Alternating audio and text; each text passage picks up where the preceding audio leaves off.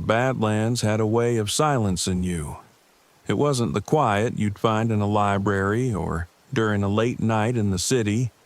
It was the kind of quiet that reached into your chest and pressed against your lungs, reminding you just how small and insignificant you were. That's exactly why I was there. I parked my RV just off a rugged trailhead, surrounded by jagged rock formations and a sky so big it felt like it might swallow me whole. I'd been crisscrossing the Midwest for weeks, looking for inspiration for a new photography series. The theme was isolation, a subject I knew intimately. After my brother died, I'd stopped looking for connection, retreating behind my camera and into places where I didn't have to talk to anyone. Places like this. The locals had warned me about wandering the Badlands alone, especially after dark. The landscape was treacherous and the weather could change in an instant. But I'd been doing this long enough to ignore warnings. I wasn't worried about a twisted ankle or a sudden storm. I was worried about coming back with nothing to show for it. The first day started well enough. The light was perfect, golden, sharp, and unforgiving. I spent hours climbing ridges and crouching in dust, framing shots of the barren terrain. By mid-afternoon, I had a solid set of photos, but something felt off. It started with the footsteps. At first, I thought it was an echo of my own. This place had a way of bouncing sound around until you weren't sure where it came from. But when I stopped, the footsteps didn't. They continued for one, maybe 2 beats before falling silent. I scanned the ridges, my heart racing. There was no one, just endless rock and sky. A trick of the acoustics, I told myself. Nothing more. Still, I couldn't shake the feeling that I wasn't alone. I was packing up to head back to the RV when I saw it. A figure walking along the road in the distance. It was little more than a silhouette against the fading sunlight, but it looked familiar. Too familiar. Same build, same gait, same camera slung over one shoulder. I froze, gripping my gear tightly. My mouth went dry as the figure stopped and turned, as if it could sense me watching. And then it was gone. One blink, and the road was empty. I don't remember the hike back to the RV. My mind was too busy running through possibilities. A mirage? A trick of the light? Or maybe my eyes were playing games after hours of staring through a lens. By the time I reached the RV, night had fallen and the temperature had dropped. I locked the door and closed the blinds, trying to shake the lingering unease. As I reviewed the day's photos, I noticed something that stopped me cold. One of the shots, a wide angle of a canyon, had a figure in it. The same figure I'd seen on the road. It was standing on the ridge above me, watching. The footsteps came again that night, loud and deliberate, circling the RV. I sat in the dark, holding my breath, my camera clutched like a shield. The sound stopped, and for a moment, the silence was so complete I thought I'd imagined it all. Then came the knock. It was soft, almost polite, but it sent a jolt through my body. I crawled to the window, careful to stay out of sight, and peeked through a crack in the blinds.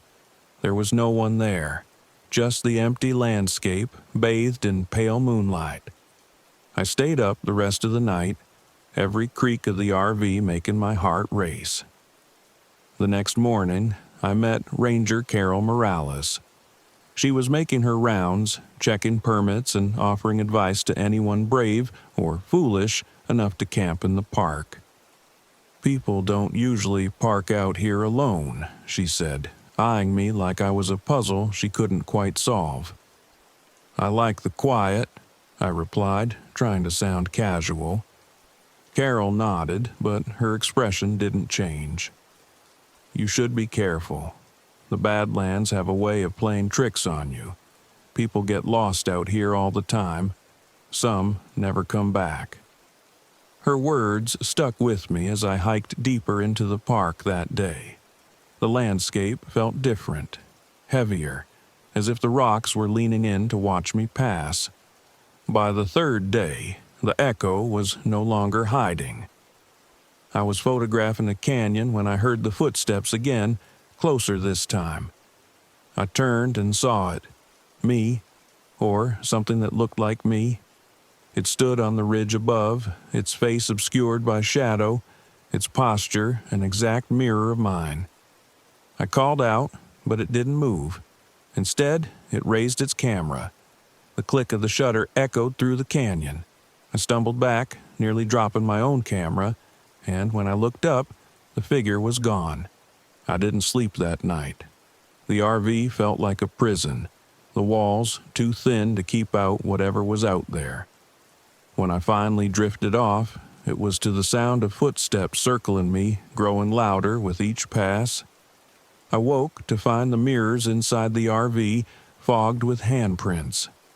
My camera, which I'd locked away, was on the table, its lens cracked. The memory card was gone. Desperation drove me into the canyon the next day. I had to confront it, whatever it was. The echo didn't make me wait. It appeared as I reached the canyon floor, stepping out from behind a jagged boulder. This time, it didn't stay at a distance. It walked toward me, its movements jerky, unnatural. When it stopped a few feet away, I finally saw its face. It was mine, but not mine. The features were twisted, distorted, like a reflection in broken glass. Its hollow eyes burned with a faint, sickly glow. "What do you want?" I demanded, my voice shaking. The echo tilted its head, mimicking my stance perfectly. Then it spoke, in a voice that wasn't mine. It was my brother's. "Why did you leave me?" The words hit me like a punch to the gut. Memories I'd buried clawed their way to the surface. My brother's accident, the guilt I'd carried ever since. I'd told myself there was nothing I could have done, but the echo didn't care about logic. "You abandoned me," it said, its voice layered with malice and sorrow. "You left me alone." I stumbled back, clutching my chest. "You're not real. This isn't real." The echo stepped closer, its twisted face inches from mine. "Neither are you. I don't remember lighting the flare. I don't remember setting the canyon ablaze. All I know is that when the flames rose, the echo screamed. It wasn't a human sound. It was something older, deeper, as if the earth itself was crying out. The fire burned for hours, consuming everything in its path. When it finally died, the echo was gone, and I was alone. I returned to the RV, shaken but alive. As I packed up to leave, I found a photograph on the dashboard. It was a picture of me standing in the canyon, surrounded by flames. I hadn't taken it. The road stretched out before me, endless and empty. As I drove away, I glanced in the rearview mirror. For a moment, I thought I saw someone walking behind the RV, their footsteps perfectly in sync with mine. The echo wasn't gone. It never would be.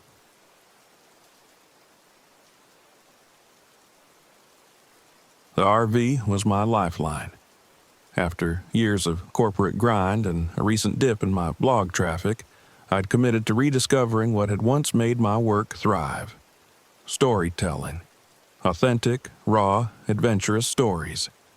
My readers loved it when I got my hands dirty, chased whispers of the unknown.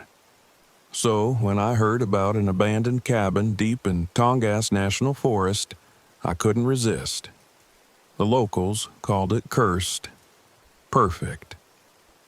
I parked the RV at a trailhead near the forest's edge, the late afternoon sun casting long shadows across the dense Alaskan pines. I planned to spend 2 nights here, one exploring, one recovering. The locals had been vague about what made the cabin cursed. Something about a family disappearing, whispers of a restless spirit, but they'd been adamant that I should stay away. "You're better off sticking to the marked trails," the fisherman at the diner had warned, his gnarled hands gripping a coffee cup. "That cabin ain't worth the trouble." But I needed a hook for my blog, and Cursed Cabin in the Wilderness was a title that practically wrote itself. The first sign of trouble came when my drone malfunctioned. I'd set it up to get some aerial shots of the forest, but as soon as it cleared the treetops, it veered left and smashed into a branch. The camera lens shattered. I muttered a curse and packed up the pieces, chalking it up to bad luck. The hike to the cabin was longer than I'd expected. My GPS kept glitching, and the marked trail seemed to vanish, replaced by faint paths that twisted deeper into the woods. I finally found the cabin just as the sun began to dip behind the mountains. It was smaller than I'd imagined, almost swallowed by the forest around it. The wood was gray and splintered, the roof sagging under decades of moss and rot. A single broken window stared out like a blind eye. I took a deep breath, gripping my camera tightly, and stepped inside.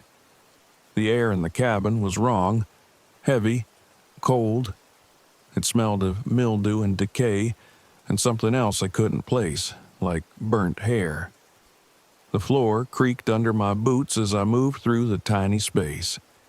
A rusted stove sat in one corner, its door hanging open. A pile of broken furniture was heaped against the far wall. Claw marks gouged the wood near the doorway. Not scratches. Claw marks. My flashlight beam landed on a photo lying face down in the dust. I picked it up, brushing off the grime. A family of 4 stared back at me. A man, a woman, a boy, and a girl, all dressed in plain clothes.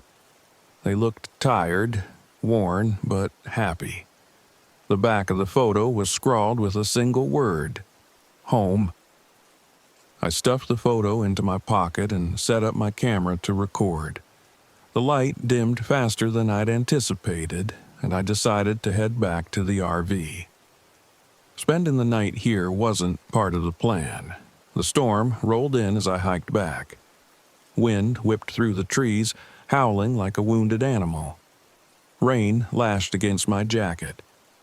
By the time I reached the trailhead, I was soaked to the bone. My RV loomed in the gloom like a beacon, and I stumbled inside, grateful for the dry warmth. But as I peeled off my wet clothes, I felt it, that same heavy, cold air from the cabin. I froze, heart hammering. The RV was still, too still. My breath fogged in the air as if the temperature had dropped 10 degrees. I forced a laugh, trying to shake off the unease. "You're just spooking yourself," I muttered. Then came the whisper. My name. "Megan."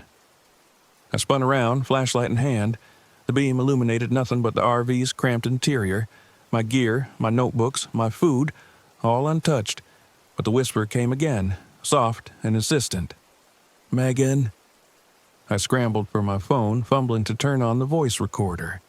The app loaded, but the screen glitched, flickering with static. The whisper rose, louder now, echoing through the RV. It wasn't just a voice, it was a chorus, layered and twisted, each tone dripping with malice. I bolted for the door and into the storm. Rain pelted my face as I ran blindly toward the forest. I don't know why I thought the woods were safer, but the RV felt suffocating. Wrong.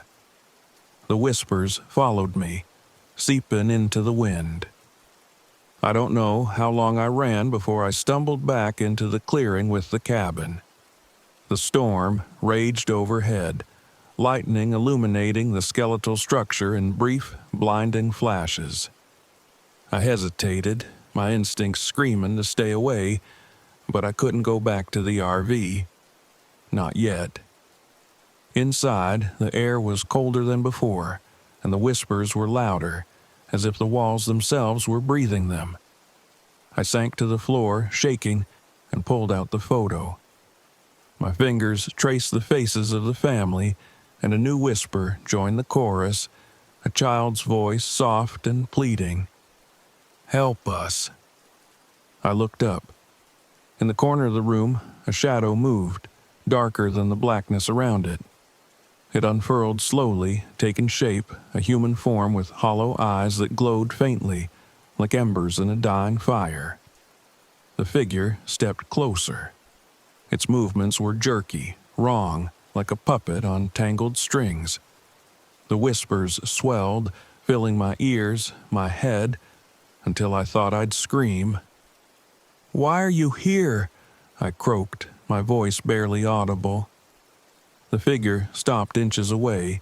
Its hollow eyes stared into mine, and for a moment I saw the family trapped in this place, saw their fear, their suffering, their death. The father's desperate prayers, the mother's cries, the children's silent, empty stares as the spirit consumed them, piece by piece. The cabin wasn't a home. It was a trap. The whispers turned to laughter, low, guttural, mocking. I scrambled backward, grabbing at the broken furniture pile. My hand closed around a jagged piece of wood. As the spirit lunged, I swung wildly, and the makeshift weapon passed through it like smoke. The laughter grew louder, the shadow looming over me, pressing down, suffocating. My mind raced. Fire. The journal I'd found in the cabin had mentioned fire. I fumbled for my backpack, yanking out a small bottle of kerosene and a box of matches. The spirit hesitated as I doused the wood, its movements slowing as if sensing my intent.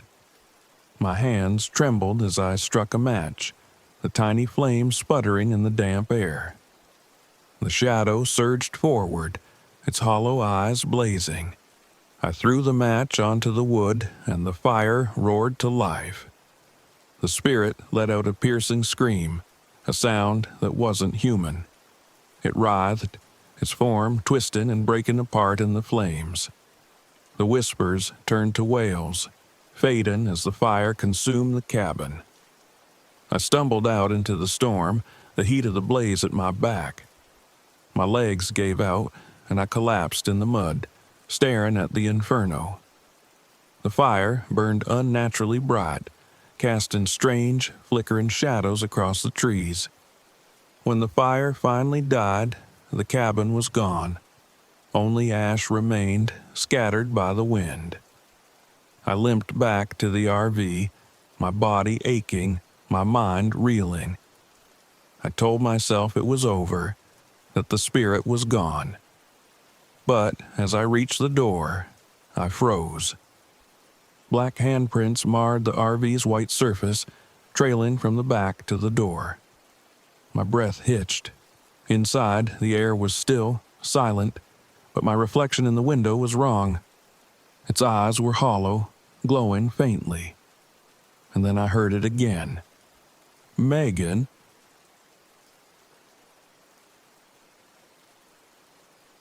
The forest was my salvation. After my divorce, I'd had enough of people, enough of cities, enough of feeling like I was choking on my own regrets. Shenandoah National Park had the quiet I needed, a place where the only thing I had to face was the cold, the trees, and myself. I parked my RV in a secluded spot well off the main trail. No cell service, no distractions, just me and the wilderness. At first, it was everything I'd hoped for. I spent my mornings hiking, afternoons reading, and evenings sitting by the fire, watching the stars poke through the canopy. Nights were long and silent, but that was the point. I needed to be alone. But by the third night, I began to notice something strange. The forest wasn't as noisy as it should have been. No chirping crickets, no rustling leaves. just the snap and pop of my campfire. It felt like the forest was listening. I told myself it was my imagination, that I just wasn't used to this kind of quiet. That excuse held up until I found the tracks. The morning started normally enough. I'd finished my coffee and was planning to hike a nearby ridge, but as I walked around the RV, I saw them. Footprints in the dirt. They were humanoid, but wrong, longer than any person's feet, with toes that seemed too sharp and clawed. They circled the RV. Whatever it was had walked right up to my window during the night. I tried to rationalize it. A prank? An animal with an odd gait? I laughed it off, but it sounded hollow even to me. Still, I carried on with my hike. The ridge offered a spectacular view of the valley, and for a while, I almost forgot about the tracks. Until I met her. She was kneeling by the trail, a camera slung around her neck, snapping pictures of some moss-covered rocks. She had auburn hair pulled into a loose ponytail and wore a jacket that looked too thin for the cold. "Hey there," she said, glancing up with a smile. "Didn't think I'd see anyone out here." "Same," I replied, wary. The solitude of the forest had made me forget how to talk to people. "You camping nearby?" "Not too far," she said, pointing to a trailhead. "Got my tent set up down the way. You?" "RV, back in a clearing." "Nice," she said. "I'm Amy, by the way." "Tom." "Cool," she said, standing and brushing dirt off her knees. "Well, maybe I'll see you around." I nodded, but I hoped I wouldn't. I didn't come out here to make friends. That night, the silence returned, heavier than before. I locked the RV door, double-checked the windows, and kept a flashlight by my bed. Just in case. I didn't sleep well. Around midnight, I woke to a soft tapping on the window. It wasn't the kind of tap you'd get from a branch brushing against the glass. It was deliberate, rhythmic, like someone knocking, just softly enough to be unnerving. I didn't move, didn't even breathe. I just lay there, staring at the ceiling, clutching the flashlight like it was a weapon. The tapping stopped after what felt like an eternity, but the unease stayed. When I finally drifted off again, I dreamed of glowing eyes watching me from the darkness. The next morning, I found more tracks, fresh ones, circling closer to the RV than before. This time, I couldn't pretend it was nothing. I decided to pack up and leave the next day. But that afternoon, Amy showed up. "Hey," she called, approaching my RV with a cautious wave. I was heading back from a hike and thought I'd stop by. I wanted to tell her to leave. Something about her presence felt intrusive, but I couldn't be rude. "What's up?" "Can I ask you something weird?" she said, glancing over her shoulder at the tree line. "Have you seen anyone out here?" "No, why?" She hesitated, then sat down on the step of the RV. "I've been hearing things at night, and this morning I found these footprints near my tent. They didn't look human." My stomach sank. "What kind of footprints?" She described exactly what I'd seen. That night, I couldn't stay in the RV. The walls felt too thin, too close. Amy convinced me to build a fire outside, hoping its light would keep whatever was out there at bay. She sat across from me, poking at the flames with a stick. "The locals have stories about this place," she said. "I asked around before I came out here. They call them the Hollow Eyes. Said they're old spirits or something. They watch you, feed on your loneliness. Sometimes they try to lure you into the forest." "Lure you?" I asked, gripping my coffee mug tighter. By mimicking voices, she said. Voices you trust, people you love.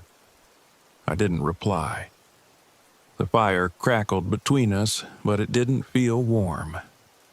Around midnight, the forest fell silent again. The fire had burned down to embers. Amy had gone quiet too, staring into the dark. That's when I heard it. Tom. The voice was soft, distant, but unmistakable. It was Karen's voice, my ex-wife. My chest tightened. Did you hear that? Amy whispered. I nodded, standing. The voice came again, closer this time. Tom, help me. Against every instinct, I stepped toward the trees. Karen? Amy grabbed my arm. It's not her. I know that, I snapped, shaking her off. But the sound of her voice was intoxicating, pulling me forward like a rope wrapped around my chest. Stay here. No way, she said, grabbing a flashlight.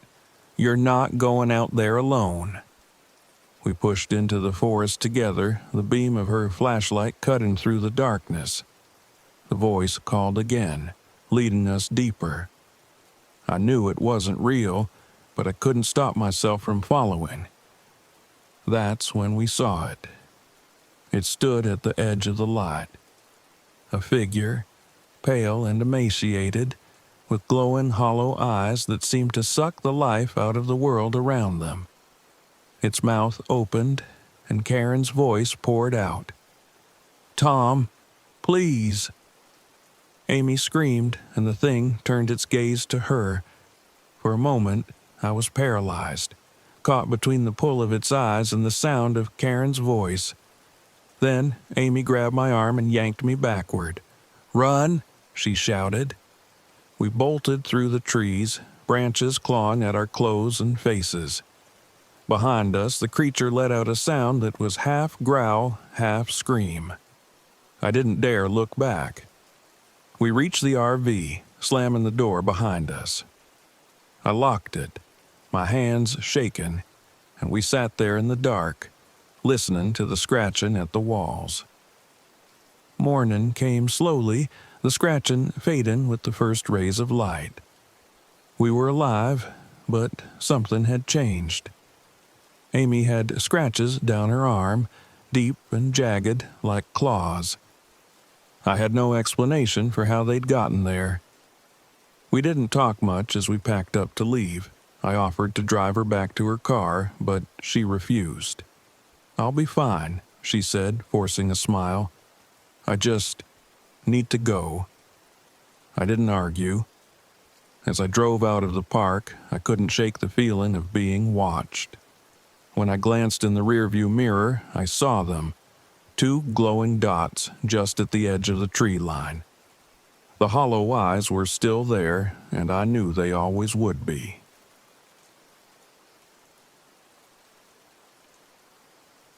The Coconino National Forest was supposed to be my escape, a sanctuary where the past couldn't find me. I pulled my RV into the remote campsite just before dusk, the towering pines casting jagged shadows across the ground. The air smelled like sun-warmed needles and old wood, but beneath it was something sour, like rotting leaves after a storm. I told myself I was imagining things. I'd been doing that a lot lately. The site was perfect, quiet, secluded, the kind of place Rachel would have loved. I shook the thought away. Rachel was gone. Thinking about her only opened the door to memories I wasn't ready to face. After setting up, I stepped out with a folding chair and a beer, hoping to enjoy the quiet. But the quiet didn't feel right. It pressed against me, thick and expectant, as though the forest itself were waiting. Just your nerves, I muttered, taking a swig of the beer. I settled into the chair, staring at the fiery reds and golds of the sunset, and tried to let the tension bleed away. Then I heard it. A faint whisper carried on the breeze. "James?" I froze.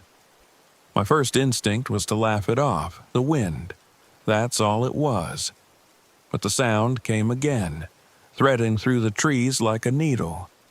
"James, come." The bottle slipped from my hand, hitting the dirt with a muted thud. I scanned the woods, my pulse hammering. "Who's there?" I called, my voice cracking. No answer, just the heavy silence. I stepped back into the RV and locked the door. I didn't sleep much that night. Every time I closed my eyes, I heard Rachel's voice, clear as day, whispering my name. It wasn't just in my head. I'd wake up and swear I heard it outside, just beyond the thin walls of the RV. By dawn, I was a wreck, but the sunlight gave me courage. The whispers were gone, and the forest looked innocent, almost inviting. I decided to explore, hoping a hike might clear my head. The map showed a trail that wound past the lake and deeper into the woods. I grabbed my pack and set off. About an hour in, I found something strange. A compass, old and rusted, lying in the dirt. It looked like it had been there for decades, but when I picked it up, the needle swung violently, pointing to a spot deeper in the forest. I don't know why I kept it. Something about the way it seemed to hum in my hand made it impossible to throw away. The trail ended at a clearing where the ground was scorched black as though a fire had raged there. A faint odor of ash lingered, but there were no signs of recent burns, no charred trees, no embers, just a circle of dead earth. That's when I saw him. He stood at the edge of the clearing, dressed in an old-fashioned suit, the kind you'd see in photos from the 1920s. He had a hat pulled low over his face, but his smile was unmistakable. Too wide, too sharp.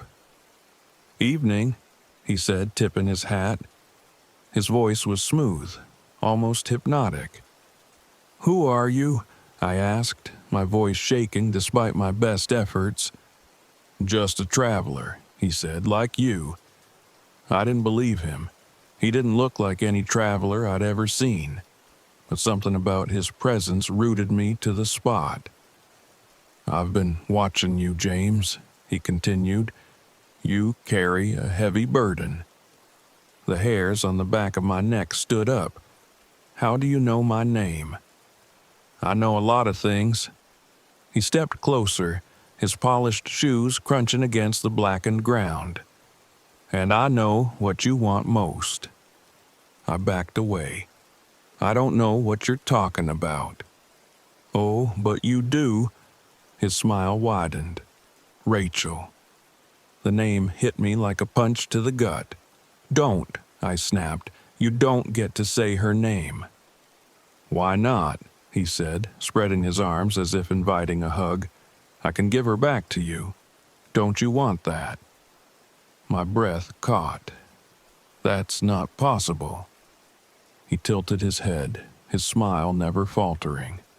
"Not for you, perhaps. But for me, it's a simple matter." Back at the RV, I couldn't stop shaking. His words haunted me. "Rachel, I can give her back to you." I didn't believe him. Couldn't believe him, but part of me wanted to. That was the worst part. The thought of seeing her again, hearing her laugh, holding her, it was a temptation I couldn't shake. That night, the whispers returned, louder this time, more insistent. "James, come back." I wanted to ignore them, to lock the doors and hide under the covers, but something pulled me outside.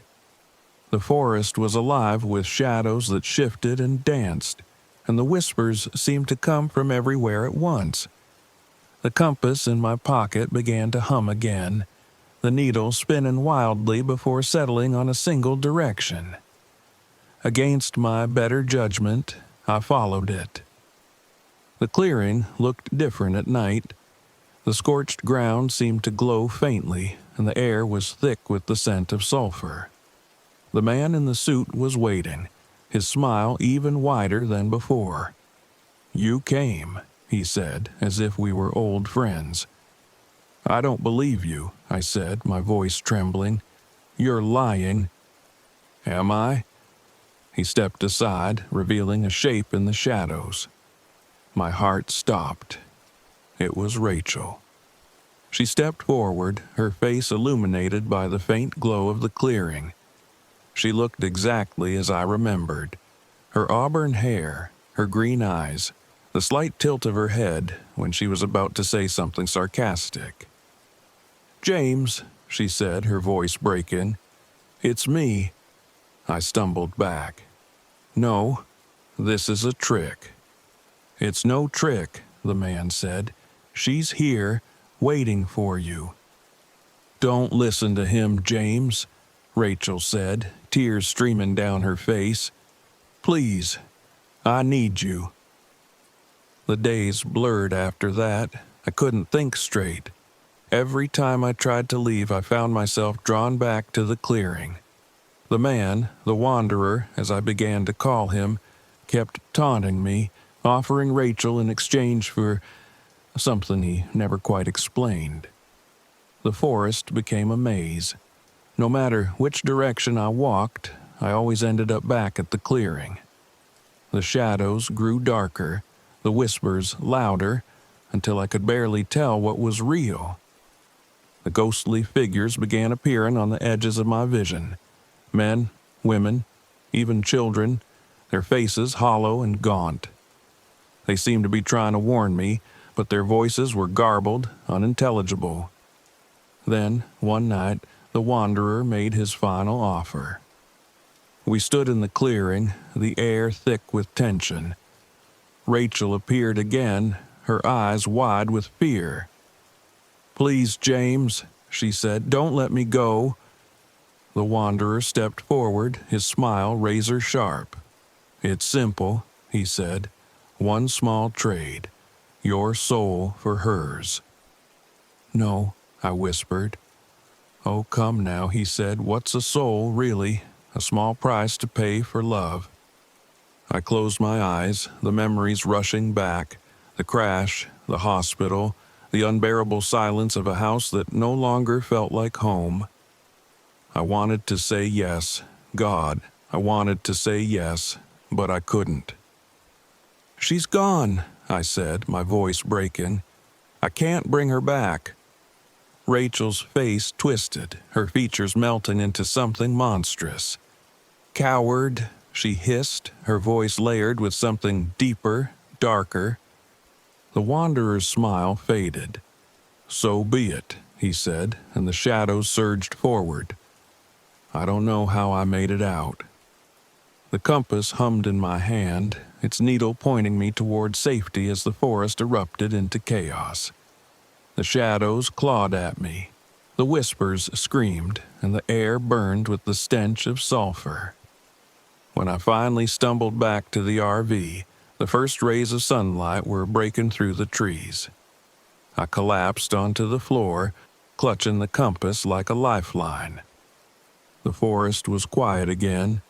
I left Coconino that morning, the rusted compass sitting on the dashboard. The wanderer's laughter still echoed in my ears, but I knew one thing for sure. I had chosen to live, even if it meant carrying the weight of her absence forever. And yet, as the forest disappeared in my rearview mirror, I couldn't shake the feeling that I hadn't escaped. Not really.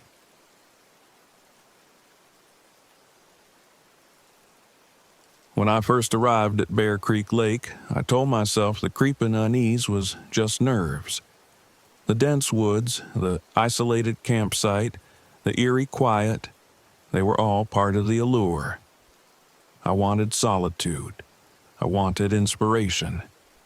But as I parked my RV near the edge of the lake, I couldn't shake the feeling that I'd made a mistake. The air smelled of pine and damp earth as I stepped outside, stretching after the long drive. The lake shimmered in the afternoon sun, a mirror reflecting the endless green of the trees. It was peaceful, almost too peaceful. No bird song, no buzzing insects, just the sound of my boots crunching on gravel as I circled the RV. "This is perfect," I muttered, trying to convince myself. After the divorce, I needed this trip. Time away from people, from the pitying looks and unsolicited advice.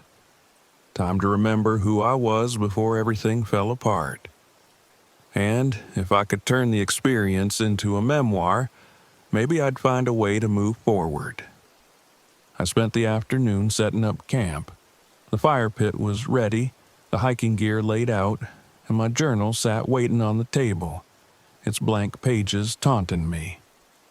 By sunset, I had to admit that the stillness was starting to feel oppressive.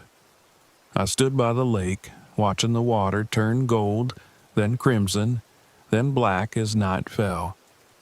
The trees on the far shore seemed to shift in the fading light, their shapes stretching and warping. "It's just the shadows," I whispered. "Don't start losing it now, Claire." That first night, I woke to a sound I couldn't place. It was faint, like a whisper carried on the wind, but there was no wind. My heart pounded as I lay there in the RV, straining to hear. "Claire?" The voice was soft, almost musical, and it was coming from outside. I sat up, my breath hitching. "Hello?" My voice felt too loud in the stillness. The whisper came again, clearer this time. "Claire, come outside."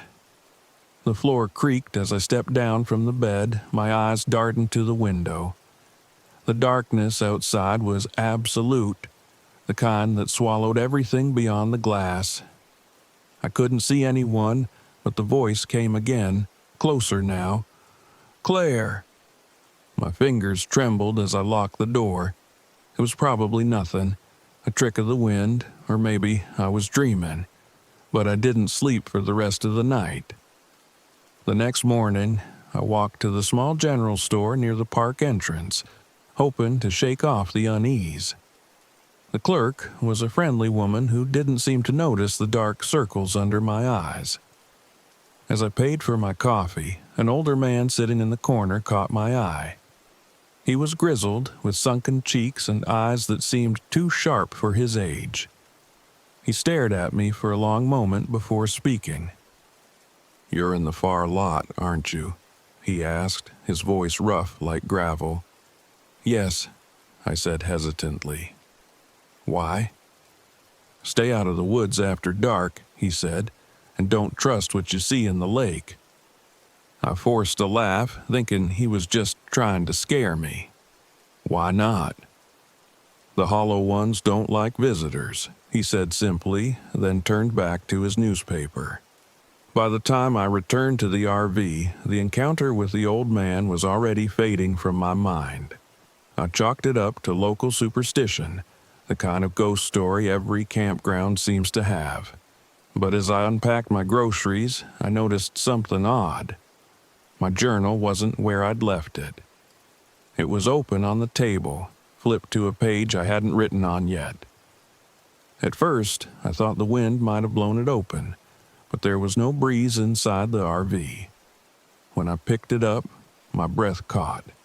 Scrawled across the page in shaky, uneven letters was a single word. Mine. I dropped the journal as if it had burned me. The door was locked when I left. No one could have been inside. No one but me. That night, I couldn't bring myself to sleep. I sat by the fire, staring into the flames and listening to the oppressive silence of the woods.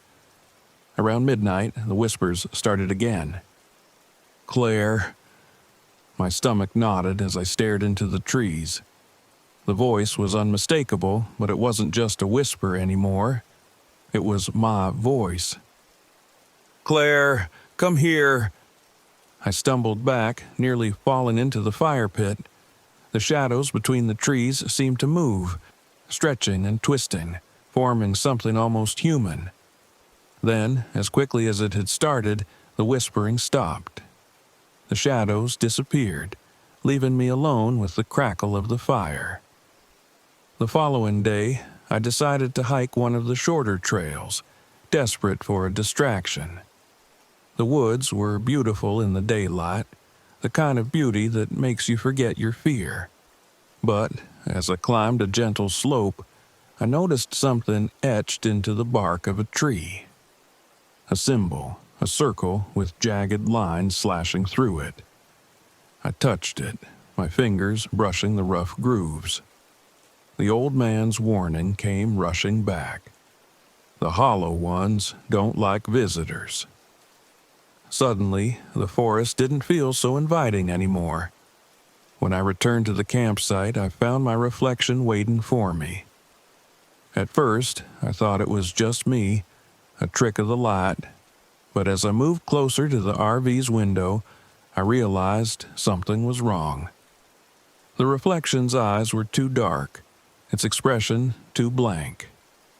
And then it smiled, a slow, deliberate smile that I wasn't making. I stumbled back, my heart hammering. When I looked again, the reflection was gone. That night, the RV felt suffocating. I locked every door and window, but it didn't matter. The mimicry grew bolder. Shadows slid across the walls, lingering longer than they should. My reflection appeared in places I wasn't standing. And then the whispers came, louder and more insistent. "Claire, let me in!" I snapped. "What do you want?" I screamed, clutching the journal like a weapon. The air grew heavy, pressing down on me. In the corner of the RV, a figure took shape. Hollow eyes, a twisted mouth, and a form that was almost, but not quite mine. It grinned, teeth too sharp, and spoke in my voice. "You." The next morning, I went to the old man's trailer, desperate for answers. He didn't look surprised to see me. "You met them, didn't you?" he said. "Who are they?" I demanded. "The hollow ones," he said. "Spirits that mimic the living to steal what they don't have. Your essence, your soul. They prey on the weak, those who've lost themselves." I bristled. "I'm not weak." He looked at me with pity. "Aren't you?"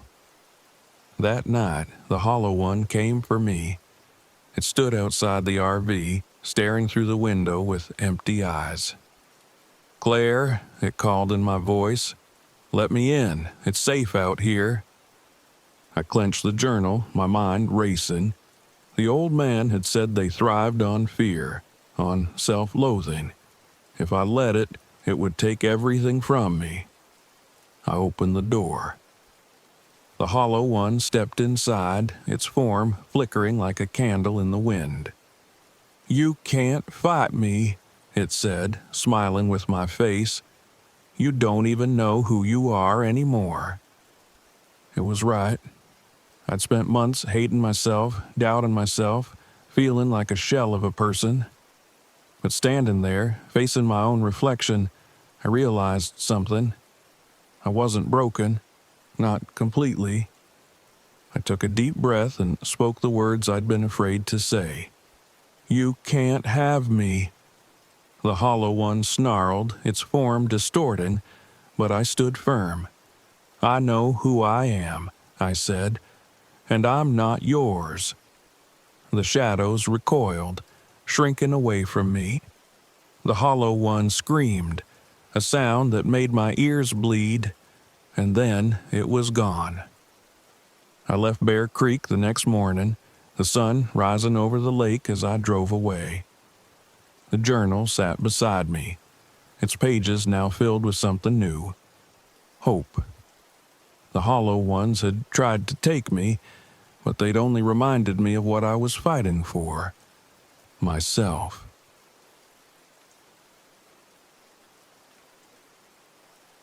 I didn't choose Black Creek for its beauty, though it had that in spades.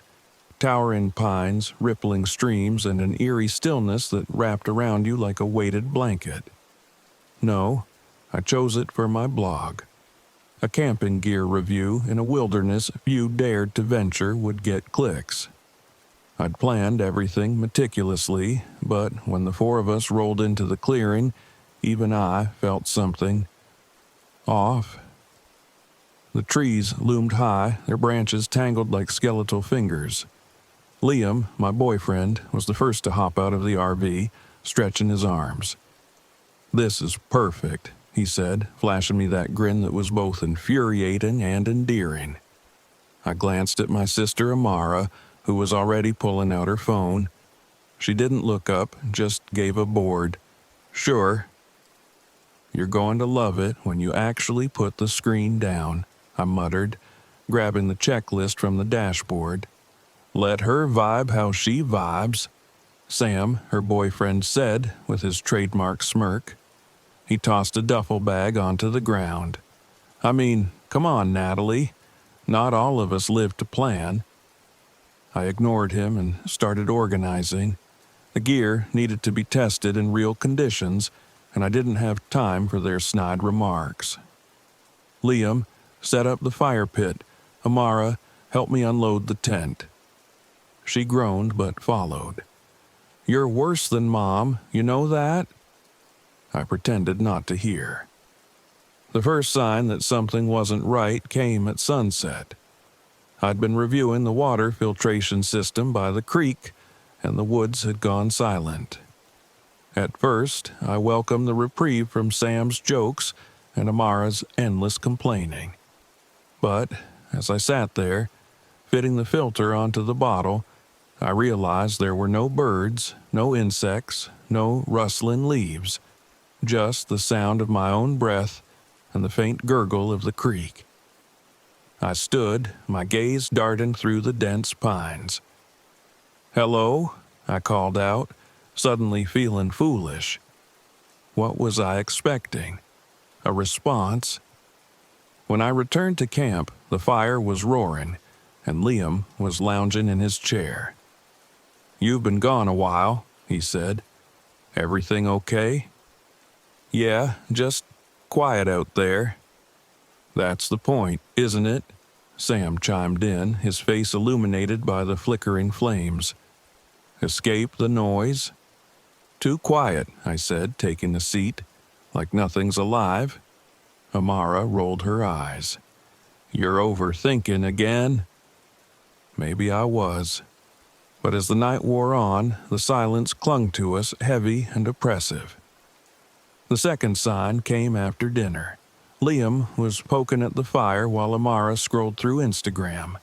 Sam had wandered off to find a bathroom, as he put it.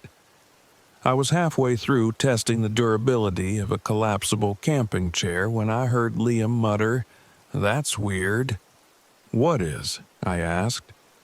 He pointed to a tree just beyond the firelight. Carved into the bark was a crude symbol, jagged lines that formed a circle with 3 slashes through it. "That wasn't there earlier," he said. Amara leaned forward, squinting. "Looks like some wannabe witch left their tag." "Very funny," I said, but my stomach twisted. The symbol looked deliberate, like it wasn't just scratched there for fun. "Maybe we should move camp." "Relax," Liam said. "It's probably from some kids who camped here before us." "Then where are the footprints?" I countered. The ground was soft, damp from last week's rain, but there was no sign anyone else had been here. Before Liam could answer, Sam stumbled back into camp, grinning. "You'll never believe what I found," he said, holding up an old tin cup. "A little artifact from the ghost of campers past." Amara groaned. "Please tell me you washed your hands." That night, I couldn't sleep. The RV felt too small, too vulnerable, like the forest was pressing in on us. Around midnight, I heard something outside, light footsteps crunching leaves. I nudged Liam. "Do you hear that?" he groaned, rolling over. "It's probably a deer. Go to sleep." But it didn't sound like a deer. The footsteps circled the RV, slow and deliberate. Then I heard my own voice, faint and distorted, calling from the trees. "Liam, come outside." I froze. Liam was snoring softly beside me. Whoever, or whatever, was outside wasn't me. The next morning, I found Amara by the creek, her face pale. "I didn't sleep," she said. "I kept hearing laughing. Like kids, but there's no one out here, right?" "There's no one out here," I said firmly, though I wasn't sure I believed it. We decided to hike a nearby trail to clear our heads. The woods felt wrong. Every shadow too long, every sound amplified. About half a mile in, we found a cabin, its roof sagging under years of decay. Liam pushed the door open, the wood creaking ominously. Inside, the air was stale and cold. Old furniture lay scattered, and on the wall, more symbols were carved, just like the one on the tree. "Okay, this is officially creepy," Amara said, backing toward the door. Liam picked up a leather-bound book from a broken table. "Looks like a journal," he said, flipping through the pages. Most of the writing was illegible, but one phrase was repeated over and over. "The echoes demand blood." That night, everything unraveled. We sat by the fire, the journal between us. "What do you think it means?" Amara asked, her voice trembling. "It's just superstition," Liam said, though he didn't sound convinced. As we argued, a gust of wind blew through the camp, extinguishing the fire. In the darkness, I heard it again. My voice calling from the woods. "Liam, help me." Liam stood, his face pale. "Did you hear that?" "It's not her!" I shouted, grabbing his arm. The shadows beyond the trees seemed to move, shifting unnaturally. Then Sam screamed. We turned to see him clutching his arm, blood seeping through his fingers. "Something scratched me," he gasped. "I didn't see what it was." "Inside the RV now," I shouted. The RV felt no safer than the camp. The scratches on Sam's arm were deep, too precise to be from an animal. As we argued over what to do, the symbols began appearing on the walls, etched into the metal like scars. "This is insane," Amara said, her voice cracking. "We have to leave." "We can't," I said, staring out the window. The shadows were still moving, circling. "They won't let us." Liam pulled out the journal, flipping to the last page. "It says there's a ritual, a blood offering. That's how you appease them." "No way," Amara snapped. "We're not doing some creepy ritual." "What's the alternative?" Liam shot back. "We sit here and wait for them to kill us?" The argument dissolved into chaos until Sam, pale and shaking, said, "I'll do it. If it gets us out of here, I'll do it." The ritual was simple but horrifying. Liam used a knife to cut Sam's palm, letting the blood drip onto the earth while he spoke the incantation written in the journal. For a moment, nothing happened. Then the air grew colder, and a high-pitched wail echoed through the forest. The shadows froze, their forms coalescing into something almost human before dissipating into the night. We waited, holding our breath, until the forest was silent again. "Is it over?" Amara whispered. "I don't know," I admitted. We left Black Creek the next morning, but the echoes stayed with us. Sam's scratches never fully healed, and Amara refused to speak about what happened. Even now, I can still hear my voice calling from the woods when I close my eyes. The echoes demanded blood, and we gave it. but I can't shake the feeling that they'll want more.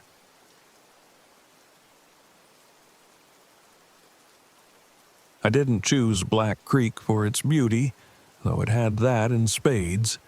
Towering pines, rippling streams, and an eerie stillness that wrapped around you like a weighted blanket. No, I chose it for my blog. A camping gear review in a wilderness few dared to venture would get clicks. I'd planned everything meticulously, but when the four of us rolled into the clearing, even I felt something off.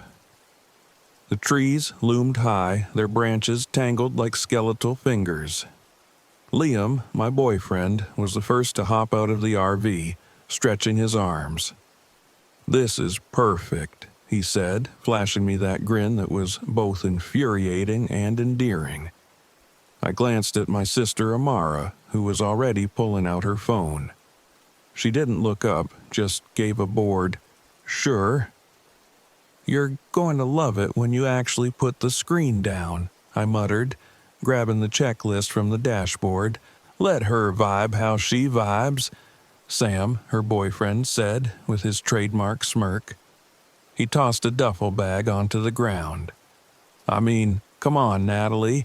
Not all of us live to plan." I ignored him and started organizing. The gear needed to be tested in real conditions, and I didn't have time for their snide remarks. Liam set up the fire pit. Amara helped me unload the tent. She groaned but followed. "You're worse than Mom, you know that?" I pretended not to hear. The first sign that something wasn't right came at sunset. I'd been reviewing the water filtration system by the creek, and the woods had gone silent. At first, I welcomed the reprieve from Sam's jokes and Amara's endless complaining. But as I sat there, fitting the filter onto the bottle, I realized there were no birds, no insects, no rustling leaves, just the sound of my own breath and the faint gurgle of the creek. I stood, my gaze darting through the dense pines. "Hello," I called out, suddenly feeling foolish. What was I expecting? A response? When I returned to camp, the fire was roaring and Liam was lounging in his chair. "You've been gone a while," he said. "Everything okay?" "Yeah, just quiet out there." "That's the point, isn't it?" Sam chimed in, his face illuminated by the flickering flames. "Escape the noise?" "Too quiet," I said, taking a seat. "Like nothing's alive." Amara rolled her eyes. "You're overthinking again?" Maybe I was. But as the night wore on, the silence clung to us, heavy and oppressive. The second sign came after dinner. Liam was poking at the fire while Amara scrolled through Instagram. Sam had wandered off to find a bathroom, as he put it. I was halfway through testing the durability of a collapsible camping chair when I heard Liam mutter, "That's weird." "What is?" I asked. He pointed to a tree just beyond the firelight. Carved into the bark was a crude symbol, jagged lines that formed a circle with 3 slashes through it. "That wasn't there earlier," he said. Amara leaned forward, squinting. "Looks like some wannabe witch left their tag." "Very funny," I said, but my stomach twisted. The symbol looked deliberate, like it wasn't just scratched there for fun. "Maybe we should move camp." "Relax," Liam said. "It's probably from some kids who camped here before us." "Then where are the footprints?" I countered. The ground was soft, damp from last week's rain, but there was no sign anyone else had been here. Before Liam could answer, Sam stumbled back into camp, grinning. "You'll never believe what I found," he said, holding up an old tin cup, a little artifact from the ghost of campers past. Amara groaned. "Please tell me you washed your hands." That night, I couldn't sleep. The RV felt too small, too vulnerable, like the forest was pressing in on us. Around midnight, I heard something outside, light footsteps crunching leaves. I nudged Liam. "Do you hear that?" He groaned, rolling over. "It's probably a deer. Go to sleep." But it didn't sound like a deer. The footsteps circled the RV, slow and deliberate. Then I heard my own voice, faint and distorted, calling from the trees. "Liam, come outside." I froze. Liam was snoring softly beside me. Whoever or whatever was outside wasn't me. The next morning, I found Amara by the creek, her face pale. "I didn't sleep," she said. "I kept hearing laughing, like kids, but there's no one out here, right?" "There's no one out here," I said firmly, though I wasn't sure I believed it.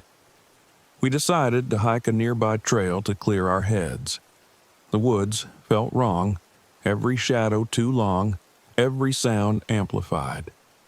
About half a mile in, we found a cabin, its roof sagging under years of decay. Liam pushed the door open, the wood creaking ominously. Inside, the air was stale and cold. Old furniture lay scattered, and on the wall, more symbols were carved, just like the one on the tree. "Okay, this is officially creepy," Amara said, backing toward the door. Liam picked up a leather-bound book from a broken table. "Looks like a journal," he said, flipping through the pages. Most of the writing was illegible, but one phrase was repeated over and over. "The echoes demand blood." That night, everything unraveled. We sat by the fire, the journal between us. "What do you think it means?" Amara asked, her voice trembling. "It's just superstition," Liam said, though he didn't sound convinced.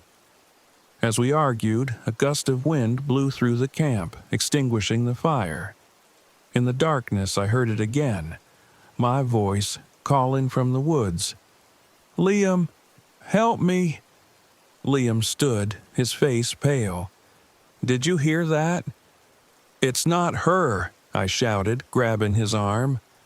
The shadows beyond the trees seemed to move, shifting unnaturally. Then Sam screamed. We turned to see him clutching his arm, blood seeping through his fingers. "Something scratched me," he gasped. "I didn't see what it was." "Inside the RV now," I shouted. The RV felt no safer than the camp. The scratches on Sam's arm were deep, too precise to be from an animal. As we argued over what to do, the symbols began appearing on the walls, etched into the metal like scars. "This is insane," Amara said, her voice cracking. "We have to leave." "We can't," I said, staring out the window. The shadows were still moving, circling. "They won't let us." Liam pulled out the journal, flipping to the last page. "It says there's a ritual, a blood offering. That's how you appease them." "No way," Amara snapped. "We're not doing some creepy ritual." "What's the alternative?" Liam shot back. "We sit here and wait for them to kill us?" The argument dissolved into chaos until Sam, pale and shaking, said, "I'll do it. If it gets us out of here, I'll do it." The ritual was simple but horrifying. Liam used a knife to cut Sam's palm, letting the blood drip onto the earth while he spoke the incantation written in the journal. For a moment, nothing happened. Then the air grew colder and a high-pitched wail echoed through the forest. The shadows froze, their forms coalescing into something almost human, before dissipating into the night. We waited, holding our breath, until the forest was silent again. "Is it over?" Amara whispered. "I don't know," I admitted. We left Black Creek the next morning, but the echoes stayed with us. Sam's scratches never fully healed. and Amara refused to speak about what happened. Even now, I can still hear my voice calling from the woods when I close my eyes. The echoes demanded blood, and we gave it. But I can't shake the feeling that they'll want more.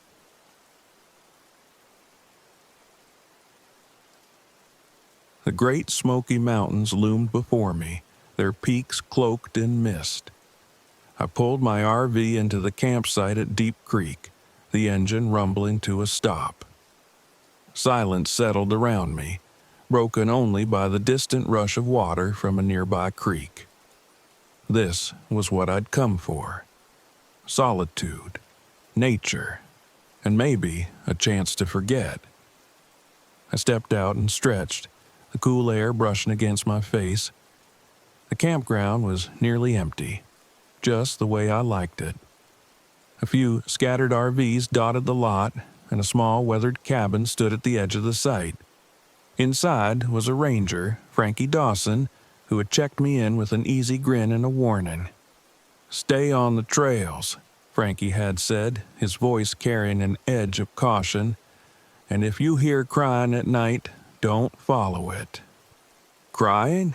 I'd asked, amused. "What kind of crying?" He shrugged, his weathered face unreadable.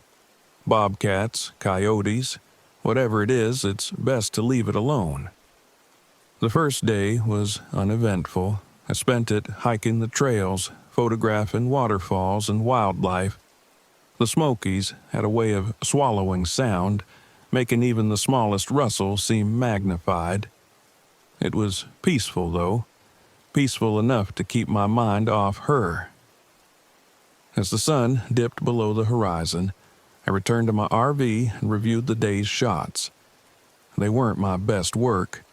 The images seemed flat, lifeless, as though the forest had refused to reveal its true self to me. Frustrated, I set the camera down and stepped outside for some air. The campground was eerily quiet. The other RVs I'd seen earlier were gone, their spots empty. Even the cabin where Frankie worked was dark. I told myself it was nothing. People came and went in these places all the time. Still, an odd unease settled in my chest. That's when I heard it. Faint at first, barely audible over the sound of the creek. A cry. It was high-pitched, childlike, and heart-wrenching. I froze, every instinct telling me to go back inside, but the sound tugged at something primal in me, some deep-seated need to protect. "Hello?" I called, my voice uncertain. "Is someone out there?" The crying stopped abruptly, leaving the night unnervingly still. I shivered and retreated to the RV, locking the door behind me. The next day, I tried to shake off the previous night's unease. The trails beckoned, and I couldn't resist their pull. With my camera slung over my shoulder, I hiked deeper into the forest, following a narrow path along the creek. The sunlight struggled to penetrate the canopy, casting dappled shadows across the ground. It was on this trail that I found the doll. It was wedged in the roots of a gnarled tree, its face cracked and weathered. One of its eyes was missing, and the fabric of its dress was stained and torn. I crouched down, staring at it. What was a doll doing out here? My fingers itched to pick it up, but something about it repelled me. I snapped a picture instead, the camera's flash startling in the gloom. The image displayed on the screen sent a chill down my spine. The doll looked distorted, its features twisted into a grotesque grin that hadn't been there before. I shook my head, telling myself it was a trick of the light, and hurried back to the trail. That night, the crying returned. It was louder this time, closer. I lay in bed, staring at the ceiling and clutching my flashlight. The sound moved through the campground, weaving between the trees and echoing off the hills. My pulse quickened as I realized it wasn't random. It was circling my RV. My hand hovered over my satellite phone, but I hesitated. What would I say? That I was hearing strange noises in the woods? That a cracked doll had smiled at me? Get a grip, I muttered. But when I glanced at the window, I saw it. A shadow. It moved just beyond the edge of the firelight, too tall and too fluid to be human. I scrambled for my flashlight and shone it toward the shape. Nothing. The forest stared back at me, silent and unyielding.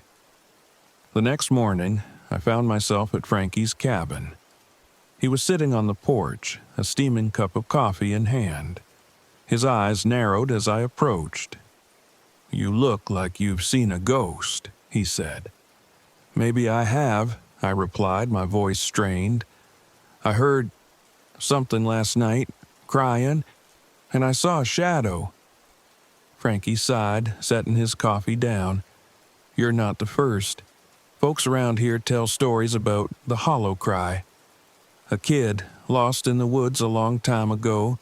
Some say it's a spirit calling for help. Others think it's something worse, luring people into the forest." "You're saying it's real?" I asked, incredulous.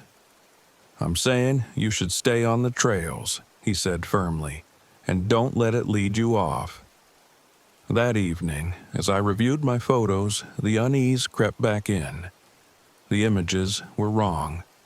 Trees stretched unnaturally, their branches twisted into claw-like shapes.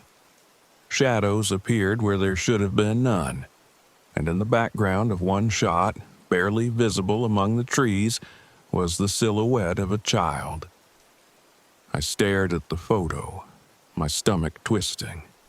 I hadn't seen anyone during my hike. The child hadn't been there. The crying started again as night fell. This time it was unmistakable, a desperate, gut-wrenching wail that cut through the silence like a blade. I tried to ignore it, but the sound grew louder, more insistent. "Evan!" The voice whispered my name, sending ice down my spine. "Help me!" Before I knew it, I was outside. The flashlight shook in my hand as I scanned the trees. The crying seemed to come from everywhere at once, drawing me toward the trailhead. "No," I muttered, backing away. "You're not real." But my feet moved forward, as though pulled by invisible strings. The forest swallowed me, the crying growing louder with each step. My flashlight flickered, its beam casting eerie shadows across the underbrush. Then I saw it. A child stood in a clearing, pale and barefoot. Its head hung low, hair matted and filthy. "Are you okay?" I called, my voice trembling. The child didn't respond. It just stood there, crying softly. I took a step closer. "Do you need help?" The crying stopped. Slowly, the child raised its head. My breath caught in my throat as its face came into view, hollow with gaping black pits where the eyes and mouth should have been. The figure twisted, its limbs elongating unnaturally as it let out a guttural, inhuman laugh. Panic surged through me as I stumbled backward. The flashlight fell from my hand, its beam illuminating the creature's grotesque form. It advanced slowly, savoring my fear. Desperate, I grabbed my camera and fired the flash. The creature recoiled, its form flickering like a disrupted signal. I fired again and again, each flash forcing it back a step. "Move!" a voice barked. Frankie appeared out of the shadows, swinging a burning branch. The creature shrieked and melted into the darkness, leaving the forest deathly silent. Frankie led me back to the campground, his face grim. "You're lucky," he said. "Most people who follow the cry don't come back." "What was that thing?" I asked, my voice shaking. "Something old," he replied. "Older than these mountains. It feeds on fear, luring people in and trapping them." We reached my RV just as dawn broke. The creature's presence lingered in the air, a weight I couldn't shake. Frankie gave me a long look. "Leave this place, Evan, and don't come back." I didn't need to be told twice. I packed my things and drove away, my hands gripping the wheel tightly. Days later, as I reviewed my camera footage, I saw it. The child's hollow face staring back at me from the clearing. I deleted the photos and buried the memory deep. But sometimes, late at night, I still hear the cry.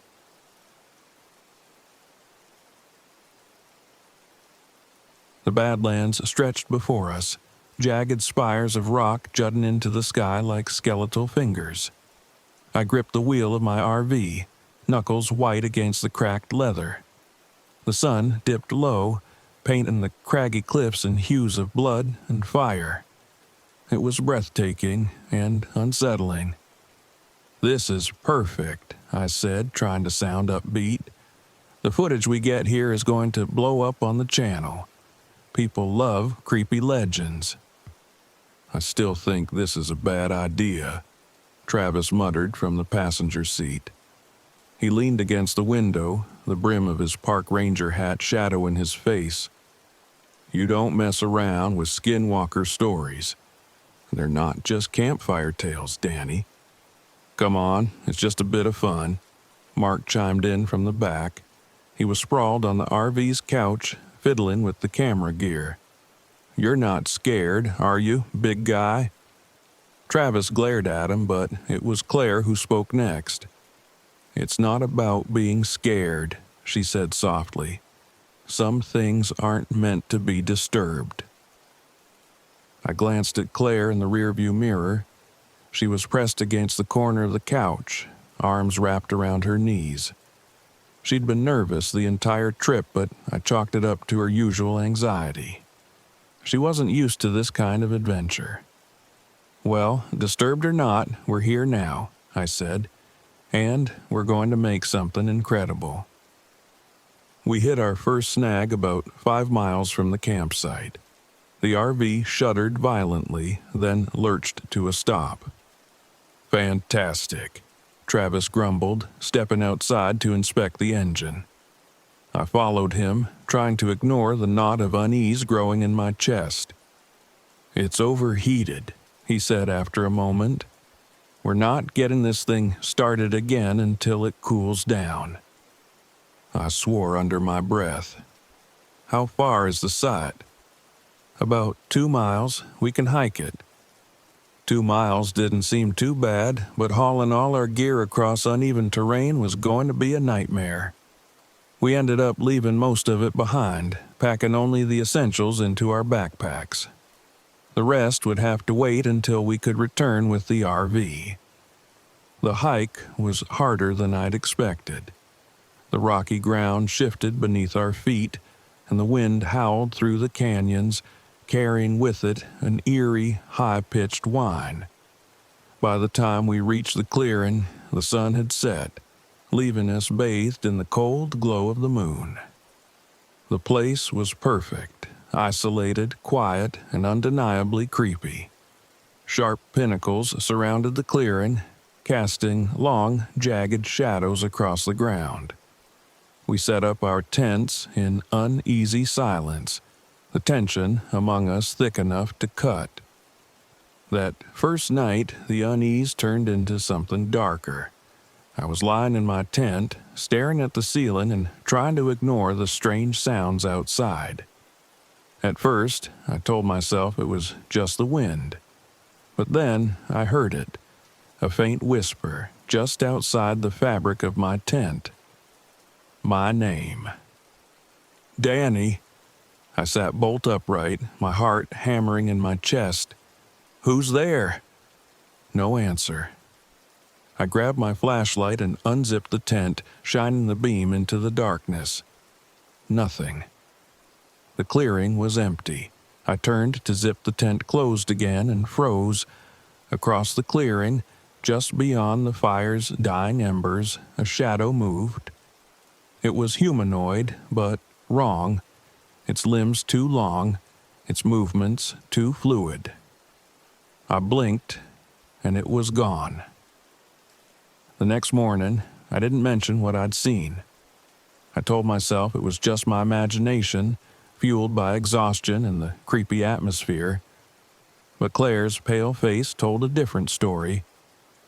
"Did anyone else hear voices last night?" she asked over breakfast. Her voice was barely above a whisper. Mark snorted. "You guys are really letting this legend get to you, huh?" "It's not funny, Mark," Claire snapped. "Something isn't right here." "Claire's right," Travis said. "I heard something too. Footsteps, maybe, circling the camp." I hesitated, debating whether to tell them about the shadow I'd seen. But before I could speak, Mark jumped to his feet. "Enough of this spooky crap," he said. "Let's get some shots and move on. We're here to work, remember?"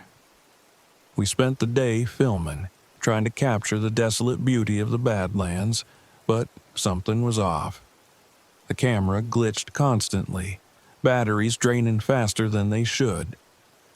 The footage we managed to review was distorted. Strange shadows flickered in the background, shapes that shouldn't have been there. "Let's just pack it up and leave," Claire pleaded that evening. "We can get the RV fixed and come back later. Or not at all." "Don't be ridiculous," I said, though I couldn't ignore the pit growing in my stomach. "We're fine. There's nothing here but us and some weird wildlife." That night, Mark wandered off. I was the first to notice. One moment, he was sitting by the fire, cracking jokes. The next, he was gone.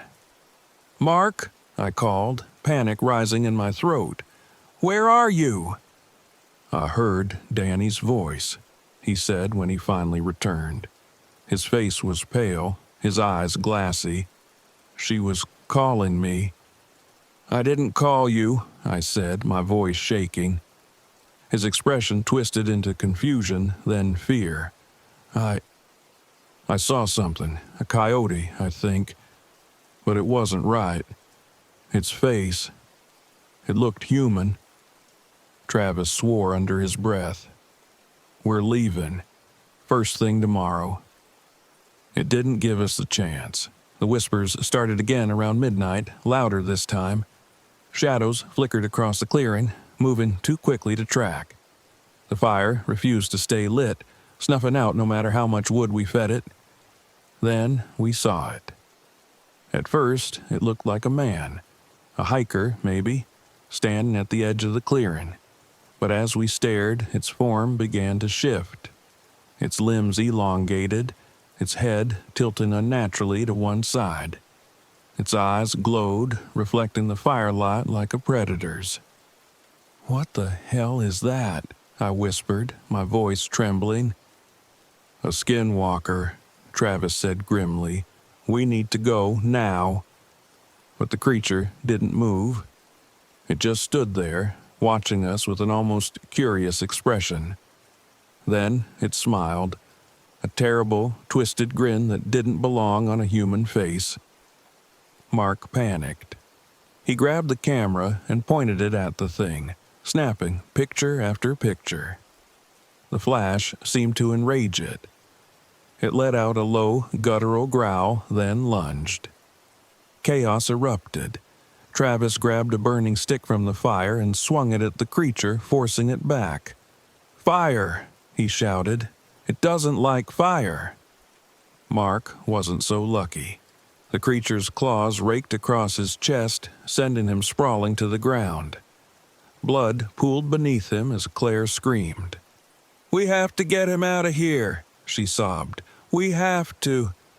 "There's no time," Travis shouted. "Danny, grab the sage from the bag, now." I didn't question him. My hands shook as I fumbled through the pack, pulling out a bundle of sage and some red thread. Travis shouted instructions over the chaos, guiding me through a ritual he must have learned from one of the locals. The creature circled us, snarling, but it didn't attack. As I tied the final knot in the bundle, it let out an ear-splitting shriek and vanished into the darkness. We didn't wait to see if it would return. Travis and I carried Mark as Claire led the way back to the RV. It still wouldn't start, so we abandoned it, stumbling through the night until we reached the main road. We survived, but we weren't the same. Mark was hospitalized for his injuries, but he recovered physically. Mentally, he was broken, haunted by nightmares of the creature. Claire and I never spoke again. The guilt weighed too heavily on me. As for me, I deleted the footage. Whatever we captured on camera, it wasn't meant to be seen. And the Badlands, I'll never go back. Some places are better left undisturbed.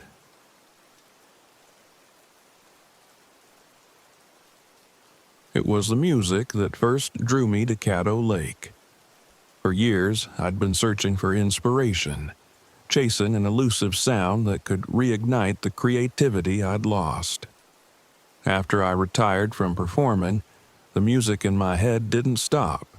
It just grew quieter, more distant, until all I had left was static. People said Caddo Lake was otherworldly, almost supernatural in its beauty, a place where nature itself could sing to you. That's all I needed to hear. I parked my RV at a small, secluded campground near the water's edge. Spanish moss hung like tattered curtains from the cypress trees, their gnarled roots twisting into the murky lake like skeletal fingers. The air was thick and still, broken only by the occasional splash of fish or the buzz of unseen insects.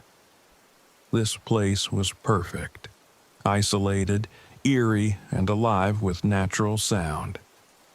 I unpacked my recording equipment and settled in, eager to capture the whispers of the swamp. The first evening was uneventful. The lake's beauty was undeniable, but it felt heavy, almost oppressive. I chalked it up to the stillness. I wasn't used to this kind of quiet anymore. It wasn't until dusk that I heard it. A melody, faint and distant, floated across the water. It wasn't the usual chorus of frogs or crickets, but something else entirely. Voices. They sang in harmony, weaving a tune so haunting and beautiful it made my chest ache. I grabbed my microphone and headphones, fumbling to record the sound. But as soon as I hit record, the melody stopped. I took off my headphones and strained my ears, but the lake was silent again, save for the occasional ripple of water. My rational mind told me it was just the wind, or maybe a trick of the swamp's acoustics. But deep down, I wasn't so sure. The next morning, I decided to explore the lake. I rented a kayak from a nearby outpost and paddled into the labyrinth of waterways. The trees loomed overhead, their reflections merging with the water in a way that made it impossible to tell where one ended and the other began. As I rounded a bend, I spotted it, a small island hidden among the cypress trees. At its center was the skeletal frame of a building, its roof long since collapsed. It looked like an old church. Intrigued, I paddled closer and climbed onto the muddy shore. The air here felt colder, heavier. Inside the church, the walls were covered in strange carvings, musical notes etched deeply into the wood, their patterns dissonant and chaotic. On the floor, I found a pile of hymnals, their pages yellowed with age. The notes inside matched the ones carved into the walls. I didn't recognize the composition, but something about it felt wrong. The melody seemed designed to unsettle, its harmonies clashing in a way that made my skin crawl. I stuffed one of the hymnals into my bag and left, my unease growing with every step. That night, the voices returned. They were louder this time, closer, as if the lake itself were singing to me. I sat outside my RV, headphones on, microphone in hand, determined to capture the sound. But again, as soon as I hit record, the voices faded. Frustrated, I took off my headphones and listened. The melody continued, rising and falling in perfect harmony. I couldn't pinpoint the direction. It seemed to come from everywhere at once, weaving through the trees and rippling across the water. Then, faintly, I heard my name. Caleb. I froze. The voice was soft, melodic, but unmistakable. Caleb, come closer. I grabbed my flashlight and I scanned the tree line, but there was nothing there. My hands trembled as I locked myself inside the RV, the melody still echoing faintly in my ears. The next day, I met a local fisherman at the outpost. I asked him about the church and the strange music I'd been hearing. His expression darkened. "You found the preacher's church," he said, shaking his head. He told me a story about a 19th century preacher who had come to the area claiming he could hear the voice of God in the swamp. The preacher composed hymns based on the melodies he heard, forcing his choir to sing them over and over. But the music changed them, driving them to madness. One night during a storm, the preacher led his choir into the lake. None of them ever came back. "They say their voices still linger," the fisherman said, his voice low. "They lure folks in. The ones who hear the music don't come back either." I should have left. Any sane person would have. But I couldn't. That night, the music invaded my dreams. I saw the preacher standing in the ruined church, conducting a ghostly choir.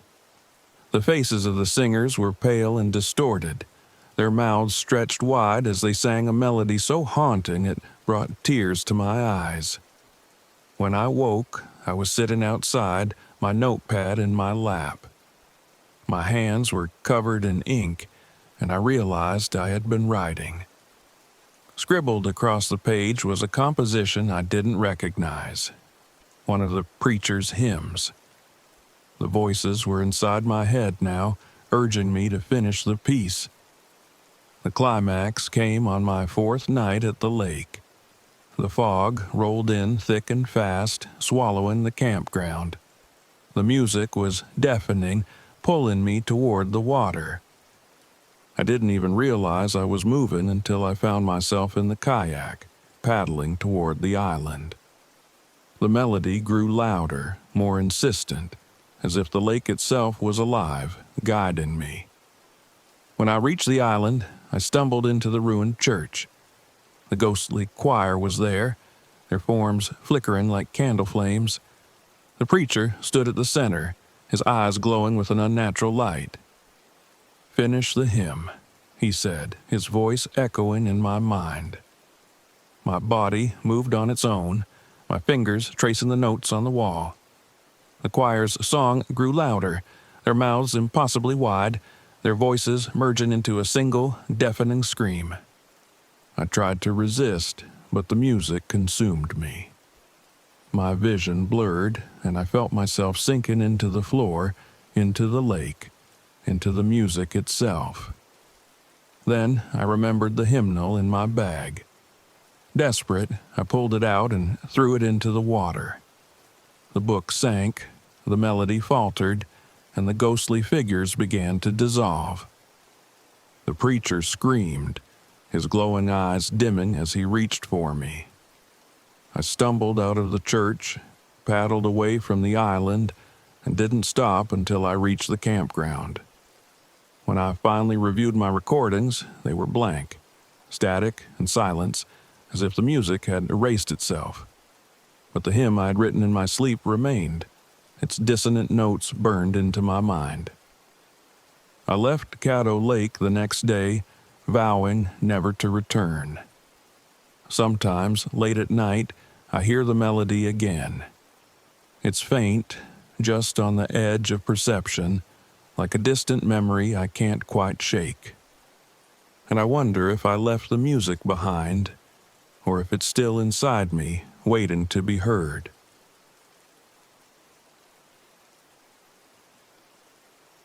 I've always sought solitude.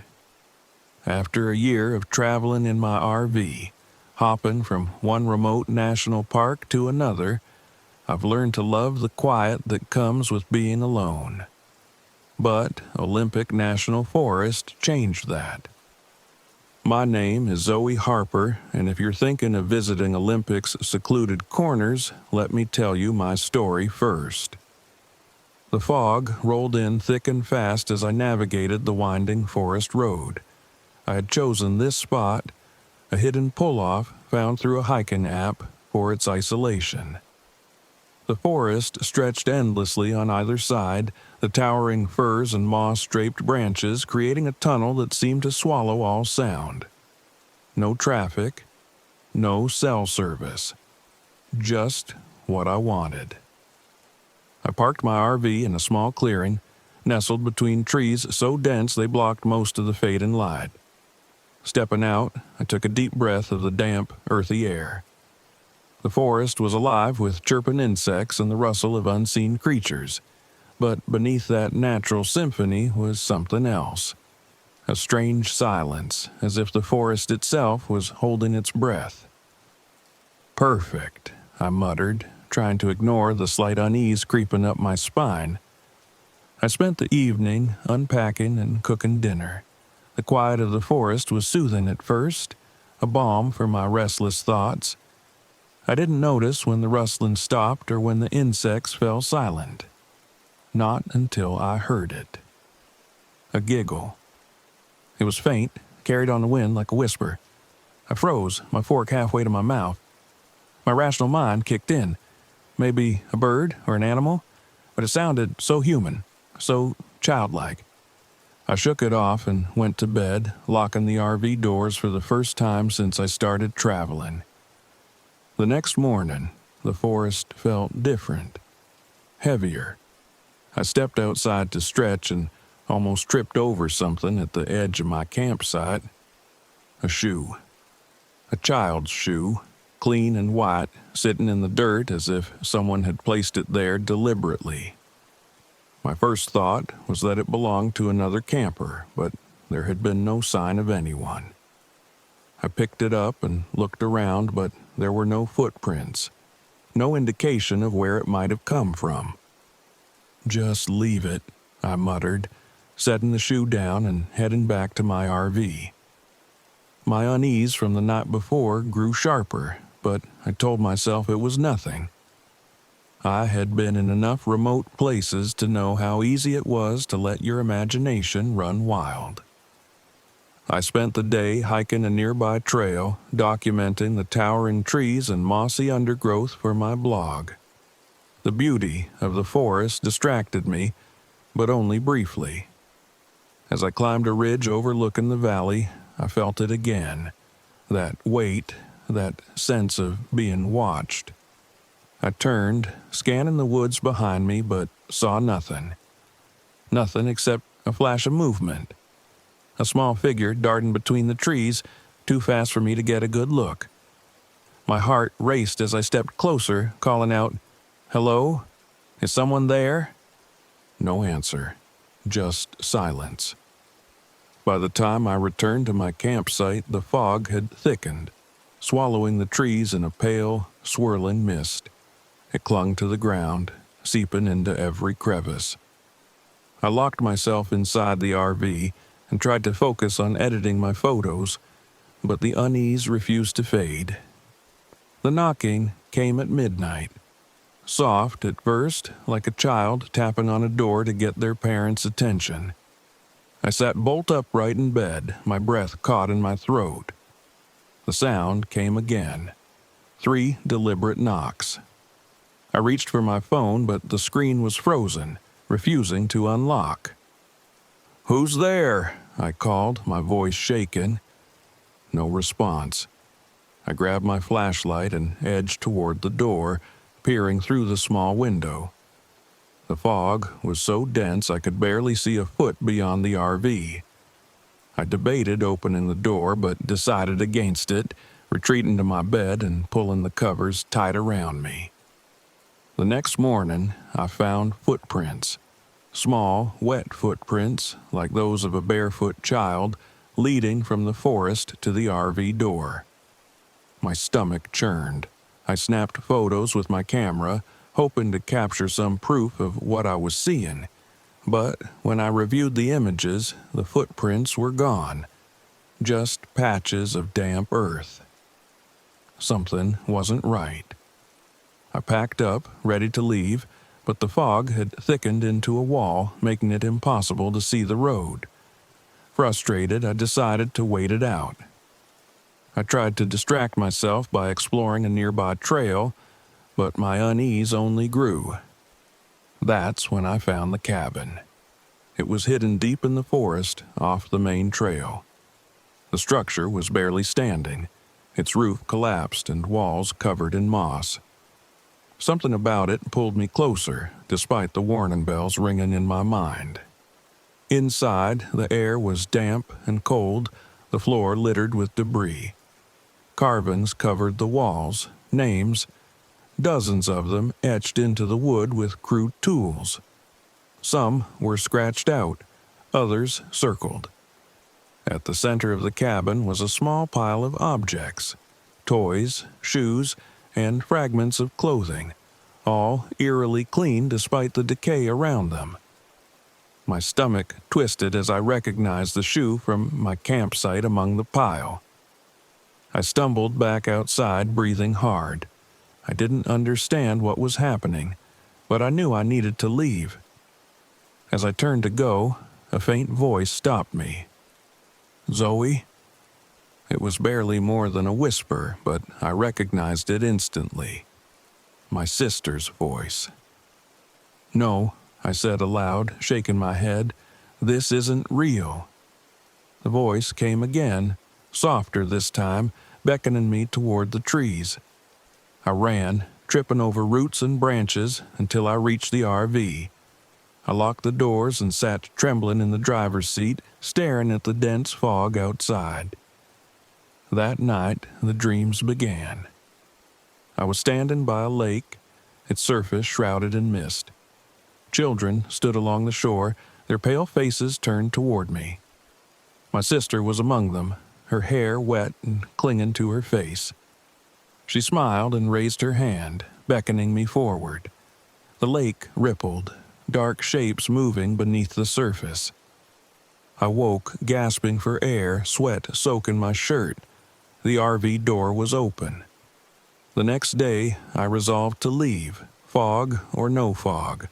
But something inside me, grief, curiosity, or sheer madness, pulled me toward the lake from my dream. I followed the faint giggles and whispers through the trees, my flashlight cutting through the mist. When I found the lake, my breath caught in my throat. It was exactly as I'd dreamed. Still, shrouded, wrong.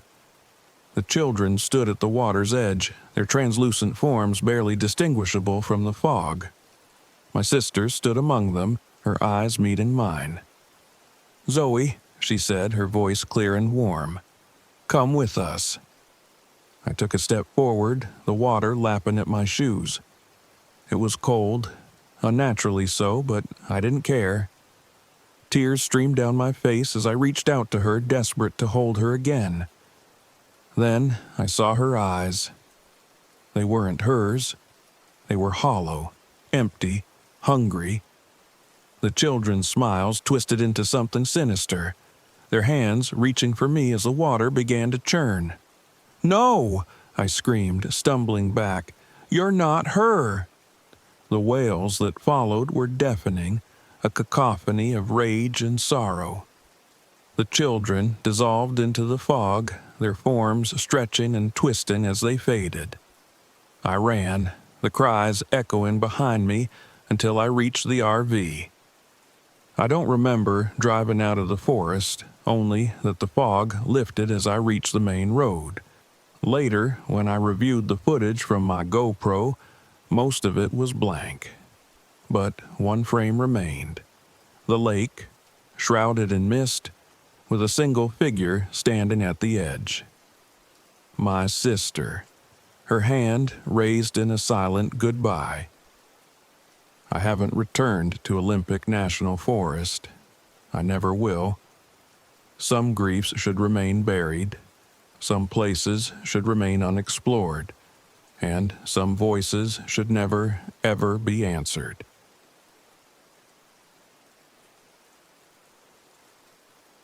I never thought I'd actually feel fear in the way I did that night. It wasn't the type of fear that grips you during a jump scare in a movie or when you think you've lost your wallet. This fear was primal, deep, and inescapable, a visceral realization that something was watching us, hunting us. My name is Emma Sinclair, and what happened in the Pine Barrens still keeps me awake at night. The trip started innocently enough. I'd been fascinated by urban legends for years, and the Jersey Devil had always intrigued me. It was the kind of myth that seemed ripe for debunking.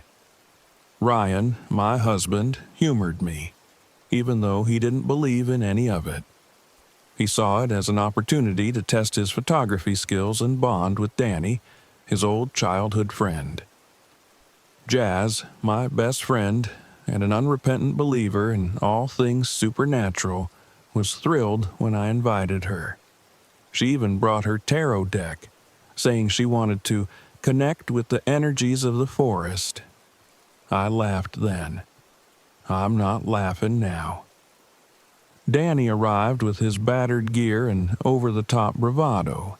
He dismissed our newer equipment as unnecessary junk and was quick to mock Jazz's spiritual enthusiasm. I could tell Jazz bristled at his attitude, but she hid it well, at least at first. The Pine Barrens were everything the legends promised, sprawling, eerie, and quiet. Too quiet. We set up camp near the ruins of an old sawmill. The structure had long since collapsed, leaving behind only a stone foundation and rusted machinery. It was the perfect setting for our project. Ryan set up his cameras, and Jazz began her tarot reading. "Bad omen," she muttered, staring at the card she'd drawn. It was an old deck, the edges of the cards worn soft with use. She looked up at me and smiled, but it didn't reach her eyes. "I'm kidding. It's fine." I wasn't sure I believed her, but I let it go. As the sun dipped below the horizon, the forest came alive with sounds, chirping insects, distant rustles, and the occasional cry of an animal. We sat around the fire, the flames casting long, flickering shadows against the trees. That's when we heard it. A screech tore through the night, high-pitched and guttural, like metal scraping against metal.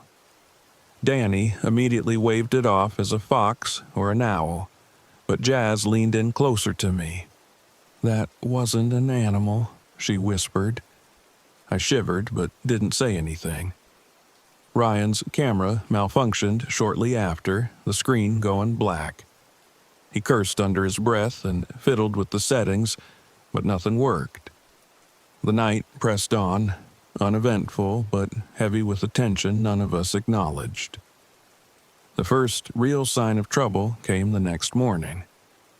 I woke early to find strange tracks circling our campsite.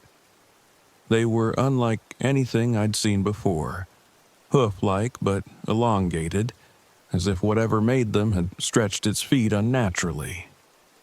I called the others over, but Danny just laughed. "Probably some deer playing hopscotch," he said. I didn't laugh. Neither did Jazz. We spent the day exploring the woods. Ryan brought his drone to get overhead shots of the area, but as soon as it rose above the treetops, it lost signal and crashed somewhere beyond the ruins. We searched for it, but found nothing. It didn't make sense. The forest wasn't that dense, and the drone's GPS should have worked. Ryan was annoyed, but I could tell he was also starting to feel the weight of the place. By late afternoon, we were all on edge.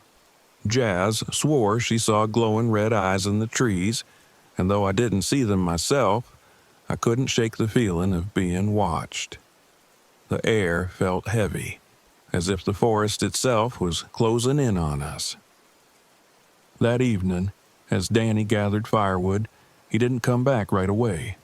We found him standing near the edge of the campsite, staring into the woods. His face was pale, his eyes wide. "I heard him," he said quietly. "Heard who?" I asked, stepping closer. "My dad."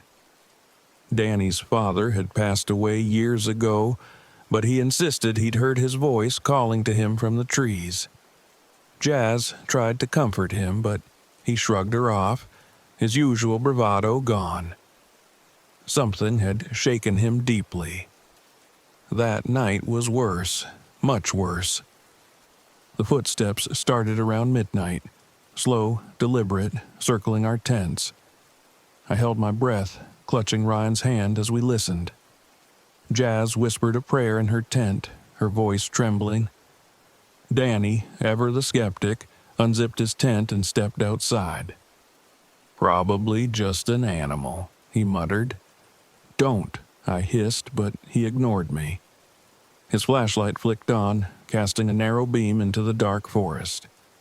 For a moment, everything was still. Then a shadow darted between the trees, too tall and too fast to be human. Danny swore and stumbled back, tripping over a log. He scrambled into his tent, his face pale. "Not an animal," he whispered, pulling the zipper shut. The scratching started next, long, deliberate claws raking against the fabric of Jazz's tent. She screamed, and Ryan and I rushed to her side, but by the time we got there, the noise had stopped. Deep gashes marred the side of her tent, the edges frayed and splintered. "This isn't normal," Jazz said, her voice breaking. "We need to leave." By the third night, we were barely holding it together. Danny was withdrawn, barely speaking.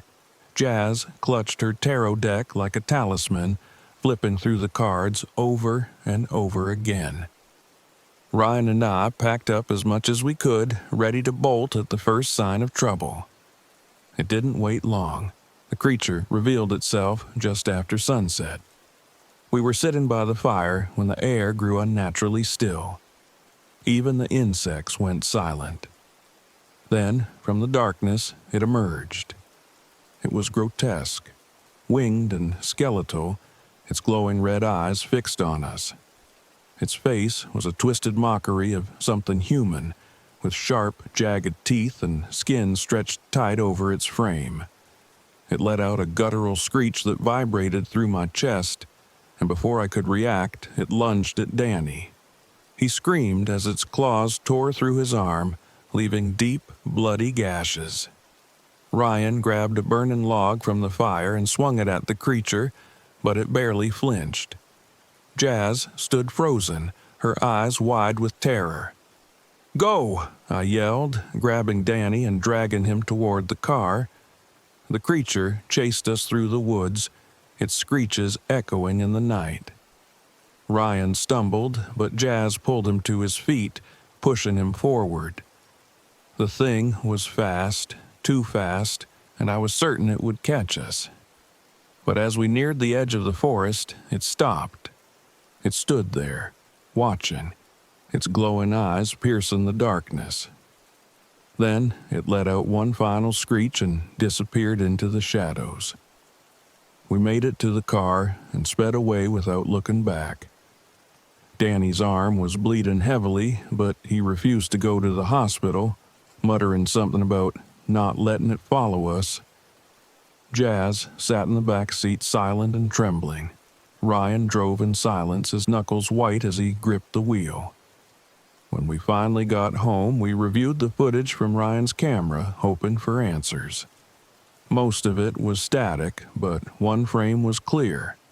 The creature standing just outside the circle of our firelight, its eyes glowing and its grin impossibly wide. We never spoke of the trip again. Jazz moved out of state, cutting off contact with everyone.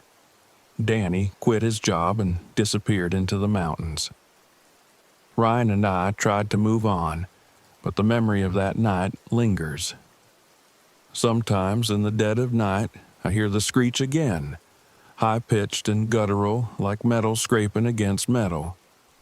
And I wonder if it's watching, waiting, because some places aren't meant to be explored, and some legends are very, very real.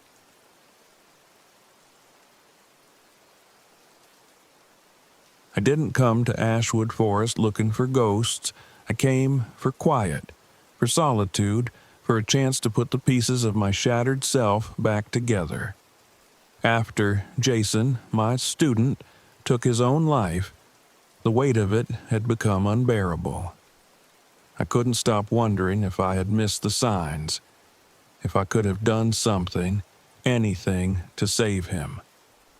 My coworkers told me it wasn't my fault, but they didn't have to hear his laughter echo in their dreams, didn't have to relive every conversation, searching for clues they might have missed. The moment I parked my RV at the edge of the forest, I felt its silence. Ashwood was beautiful, sure, towering pines, dappled sunlight, mist curling around the trunks like whispers. But the air was heavy, the kind of quiet that presses into your ears and makes your skin prickle. I reminded myself why I was here, to heal, to breathe, to leave my guilt behind, if only for a little while. The elderly shopkeeper in the small run-down town nearby had looked at me strangely when I mentioned where I was camping.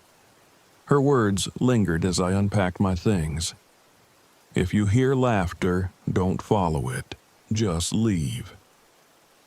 The first night was uneventful. I kept to my RV, scribbling half-hearted journal entries and making plans to hike deeper into the forest the next day. But even as I tried to focus on my writing, I couldn't shake the feeling that I wasn't alone. Shadows danced outside the RV windows, the shapes of trees twisting in the faint light of the lantern. I told myself it was nothing, just nerves. Grief does that to people, I'd learned. It wasn't until the second night that the whispers began. I was lying in bed, half asleep, when I heard it. A soft giggle, high-pitched and playful, just outside the RV. My eyes snapped open, heart hammering. The giggle came again, followed by the sound of tiny footsteps running across the gravel. I froze, listening, every muscle tensed. It's just an animal, I told myself. A raccoon, maybe, or a stray dog. But when I peeked out the window, I saw something that stopped my breath. Small, smudged handprints on the glass, their outlines faint but unmistakable. The next day, I tried to tell myself it had been a prank. Maybe some kids from the nearby town were messing with me. I ignored the handprints, grabbed my camera, and set off down the nearest trail. The deeper I went, the stranger the forest felt. The mist thickened, muffling the sound of my footsteps. Trails that had seemed clear on my map began to twist and merge, leading me in circles. I caught glimpses of movement out of the corner of my eye, small figures darting between the trees. But when I turned to look, there was nothing there. And then I found the doll. It was lying in the middle of the trail, half buried in the dirt. Its face was charred, its limbs blackened as if it had been pulled from a fire. Something about it made my stomach turn, but I couldn't leave it there. I picked it up gingerly, tucking it into my backpack. That night, the laughter returned. This time, it wasn't outside the RV. It was inside. I woke to the sound of giggles, high and echoing, coming from the kitchenette. My heart pounded as I reached for the lantern, fumbling with the switch.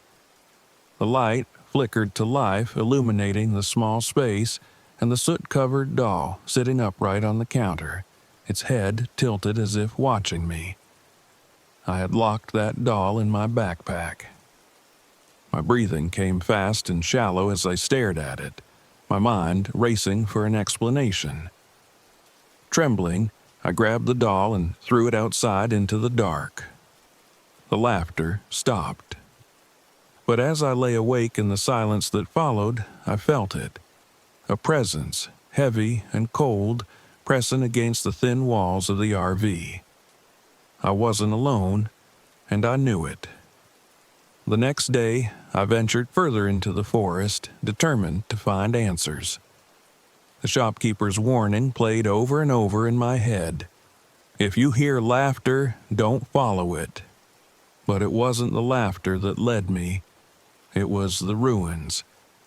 I stumbled upon them just past midday, hidden behind a thicket of overgrown brush.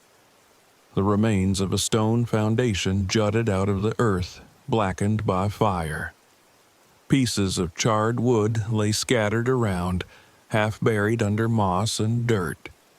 And at the center of the ruins was a plaque, its surface worn but still legible. In memory of the children lost in the Ashwood fire, 1942. My stomach churned as I read the names engraved below, dozens of them, each belonging to a child who had perished in the flames. I thought of the laughter, the handprints, the doll, and then I saw them. They stood at the edge of the clearing, watching me silently. A group of children, their clothes tattered and soot-streaked, their faces pale. They looked almost solid, almost real, but their eyes glowed faintly, an unnatural, eerie light. "Who are you?" I whispered, my voice shaking. One of the children stepped forward, a girl with long, dark hair and burns covering her arms. She tilted her head, her expression unreadable. "Play with us," she said. I stumbled back, heart racing. The other children giggled, their voices high and echoing, bouncing off the trees. "No," I said, my voice trembling. "I'm not here to—" "Play with us," the girl shouted, her voice a piercing wail. The others joined in, their laughter turning to shrieks as they surged toward me. I ran. By the time I reached the RV, the sun was dipping below the horizon. The children's laughter followed me, growing louder, more frantic. I locked the door behind me, grabbing the lantern and clutching it like a lifeline. But the children weren't the only ones in the forest. That night, the headmistress came. I heard her first, a low humming tune drifting through the air like a lullaby. It grew louder, closer, until I saw her standing just outside the window. She was tall and gaunt, her face shrouded in shadow. Her eyes burned with a cold, blue light, and her mouth twisted into a cruel smile.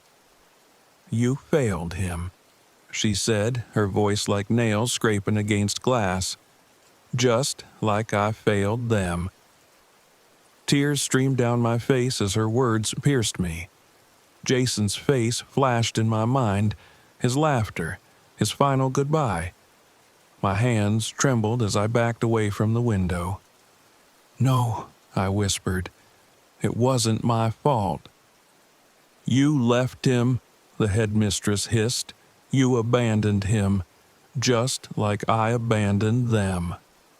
The children appeared behind her, their eyes glowing, their hands reaching for the RV. Their voices rose in unison, chanting, "Stay with us, stay and play forever." I don't know what gave me the strength to move. Maybe it was anger, or desperation, or the faintest flicker of hope. But I grabbed the lantern, my lighter, and the can of emergency fuel and ran back to the ruins. The headmistress and the children followed, their whispers filling the air, their presence pressing against my back like a physical weight. When I reached the ruins, I saw it, a locket, lying in the center of the foundation. It was old and tarnished, its surface etched with strange, jagged symbols. I didn't need to be told what it was. I knew it was hers, the anchor holding her to this place. I doused the locket in fuel, my hands shaking, and struck a match. The flames roared to life, consuming the locket, the symbols, the remnants of her power. The headmistress let out a terrible scream, her form twisting and writhing as the fire consumed her. The children's laughter turned to cries, their figures fading into the mist. And then, silence. When I returned to the RV, the air felt lighter. The oppressive weight was gone, the forest no longer watching. But as I drove away from Ashwood Forest, I glanced in the rearview mirror.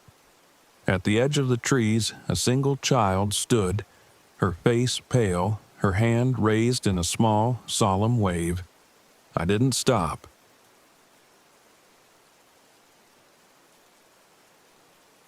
The swamp wasn't what I expected. I thought Congaree National Park would be picturesque, bright greens and shimmering waters, a peaceful place to focus on my photography. Instead, it felt oppressive, the air thick with humidity and something I couldn't name. The endless cypress trees, draped in Spanish moss, loomed like silent sentinels, watching, waiting. I came here to heal. After losing Sarah, my wife, I thought retreating into nature would help me regain focus, maybe even find purpose again. Photography had always been my refuge, and this place, with its haunting beauty, seemed like the perfect escape. I rented an old RV, packed my gear, and drove deep into the park, determined to find solace in isolation. By the time I reached my campsite, it was nearly dusk. The ranger I'd checked in with earlier, Jenna, I think her name was, had seemed uneasy when I told her where I was heading. "Be careful," she'd said. "A lot of people avoid that area this time of year. Flooding, mostly, but some say it's unlucky." I'd laughed it off, chalking her tone up to local superstition. But now, as I stepped out of the RV and into the stillness of the swamp, her words stuck with me. There was no one else around. The usual sounds of nature, the hum of insects, the croaks of frogs, felt distant, muffled. I set up camp quickly, eager to start shooting before the light faded. The swamp was eerily beautiful, the trees reflecting perfectly in the still, black water. I snapped a few shots, adjusting the angle to capture the way the roots twisted like gnarled hands. But something about the images felt wrong. I couldn't put my finger on it. The first night was uneventful, or so I thought. I slept fitfully, waking several times to the sound of something moving outside the RV. Each time I peered out the window, I saw nothing but darkness. In the morning, I shook off the unease and grabbed my gear. The trails were muddy from the rain, making progress slow, but I didn't mind. I liked the solitude, the quiet. Photography had always been about patience, about waiting for the right moment. And then I saw it. A shaft of light cutting through the fog, illuminating a cluster of cypress trees like a cathedral. It was perfect. I raised my camera, adjusted the focus, and "Liam." The voice was soft, barely more than a whisper, but it froze me in place. My name, spoken in a tone I knew too well. I lowered the camera, heart pounding, and looked around. There was no one there. "It's just your mind," I told myself. "Grief does strange things." But I couldn't shake the feeling of being watched. That afternoon, I spotted a man wandering near the edge of my campsite. He was dressed strangely, an old-fashioned jacket and trousers like something out of a black and white photograph. He walked slowly, his head down, and didn't respond when I called out to him. "Hey!" I shouted again, stepping closer. "You lost?" The man stopped, turned his head slightly as if he'd heard me, then walked into the trees. I hesitated before following, my boots squelching in the mud. When I reached the spot where he'd been standing, there were no footprints. Just an unbroken expanse of damp earth. By the second night, the whispers had started. At first, I thought it was the wind, the creak of the trees in the breeze. But then I heard my name again, clearer this time. "Liam?" It sounded like Sarah. I sat up in the RV, my pulse racing. The voice came again, drifting through the walls like smoke. "Come outside." I opened the door cautiously, stepping into the cool night air. The swamp was cloaked in fog, the trees casting long shadows under the dim light of the moon. And then I saw her. Sarah stood a few yards away, her white dress glowing faintly in the mist. She looked exactly as I remembered, her dark hair framing her face, her smile soft and inviting. "Sarah?" I whispered, taking a step forward. "Follow me," she said, her voice as gentle as the first time we met. I moved toward her, my breath catching in my throat. But as I drew closer, something changed. Her features blurred, her figure flickering like a reflection on water. And then she was gone, leaving me alone in the fog. The next morning, I tried to convince myself it had been a dream. But when I went outside, I found something that stopped me cold. My camera, which I'd left locked in the RV, was hanging from a low branch of a nearby tree. The lens was cracked, the strap soaked in mud. I didn't remember taking it out, and the thought made my stomach twist. I packed my things quickly, determined to leave, but when I tried to start the RV, it wouldn't turn over. I checked the engine, but everything seemed fine. It was as if the vehicle simply refused to leave. I decided to take a walk to clear my head. That's when I found the clearing. The totems were the first thing I noticed. Crude figures made of bones, sticks, and strands of hair, arranged in a rough circle. They swayed slightly in the breeze, creaking like the limbs of the trees. At the center of the circle was a pool of water, dark and still. I felt a pull, an almost magnetic urge to step closer, but the air around the clearing felt wrong, heavy, suffocating. "Stay out of the water," a voice said behind me. I whirled around to see the man from before. He stood at the edge of the clearing, his eyes dark and hollow. "What is this place?" I asked. He didn't answer. Instead, he pointed to the pool, his expression grave. "Don't listen to the whispers. They'll take you, like they took me." Before I could say anything else, he turned and disappeared into the trees. That night, the whispers grew louder. "Liam," they called, overlapping, intertwining, each one more insistent than the last. "Come back to us." I barricaded myself in the RV, clutching the emergency flare gun I'd brought. But the voices wouldn't stop. They filled the air, seeping through the walls surrounding me. And then I heard her again.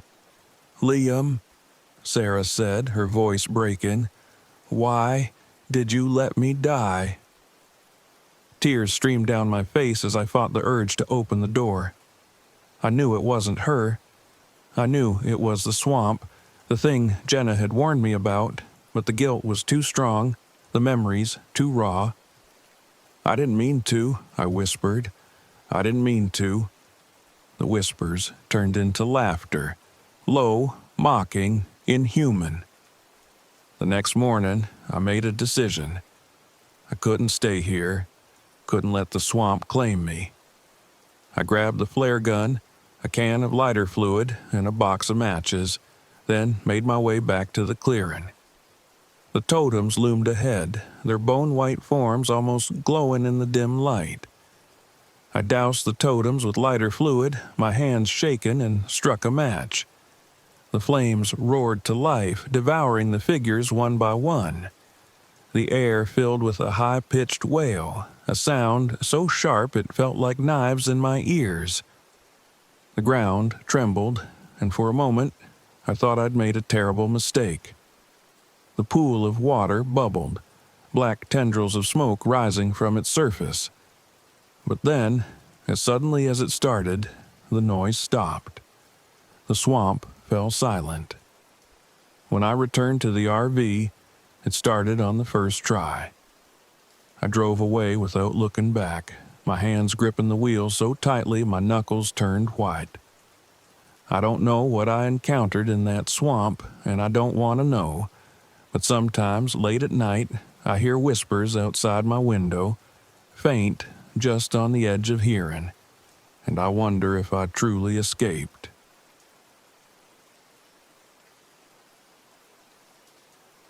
I always believed I was good at keeping my head.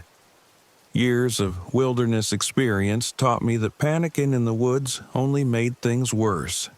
But out there in the White Mountain National Forest, facing something I couldn't explain, something that felt impossibly old and terribly hungry, I learned that some fears can't be outrun. It started as a simple camping trip. Marcus, the self-proclaimed leader of our little group, had chosen the location, a secluded spot near Thoreau Falls. He was always pushing us further off the beaten path, claiming that the best adventures were found where the maps stop. I wasn't sure if I believed him, but I needed this trip.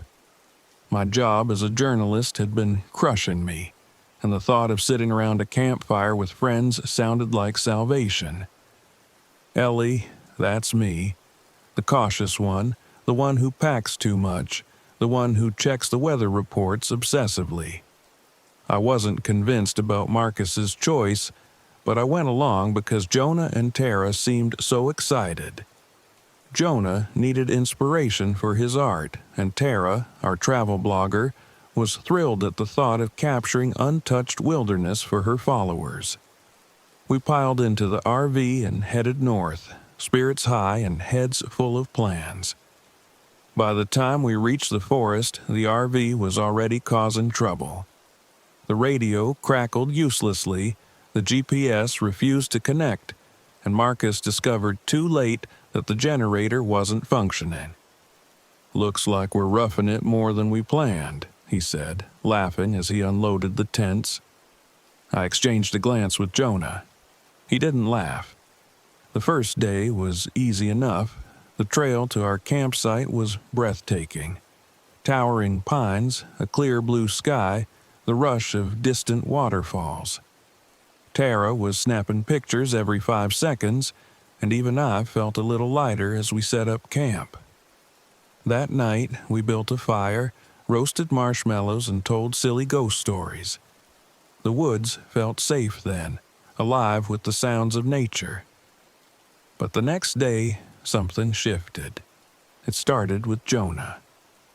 "I heard something last night," he said as we ate breakfast. "It sounded like, I don't know, like someone walking around." "Probably an animal," Marcus said dismissively. "Or you imagined it." "I didn't imagine it," Jonah said quietly. His face was pale, his eyes darting toward the tree line. "Relax," Tara said, grinning. "We're in the middle of nowhere. Nothing out here but squirrels and raccoons." Jonah didn't look convinced, but he let it go. We spent the day hiking further into the forest, marveling at the pristine beauty of the falls. But as we explored, I couldn't shake the feeling that we were being watched. Every so often, I'd catch a movement out of the corner of my eye. Just the trees shifting in the wind, I told myself. Nothing more. That night, as we sat by the fire, Marcus brought up the legend of the wendigo.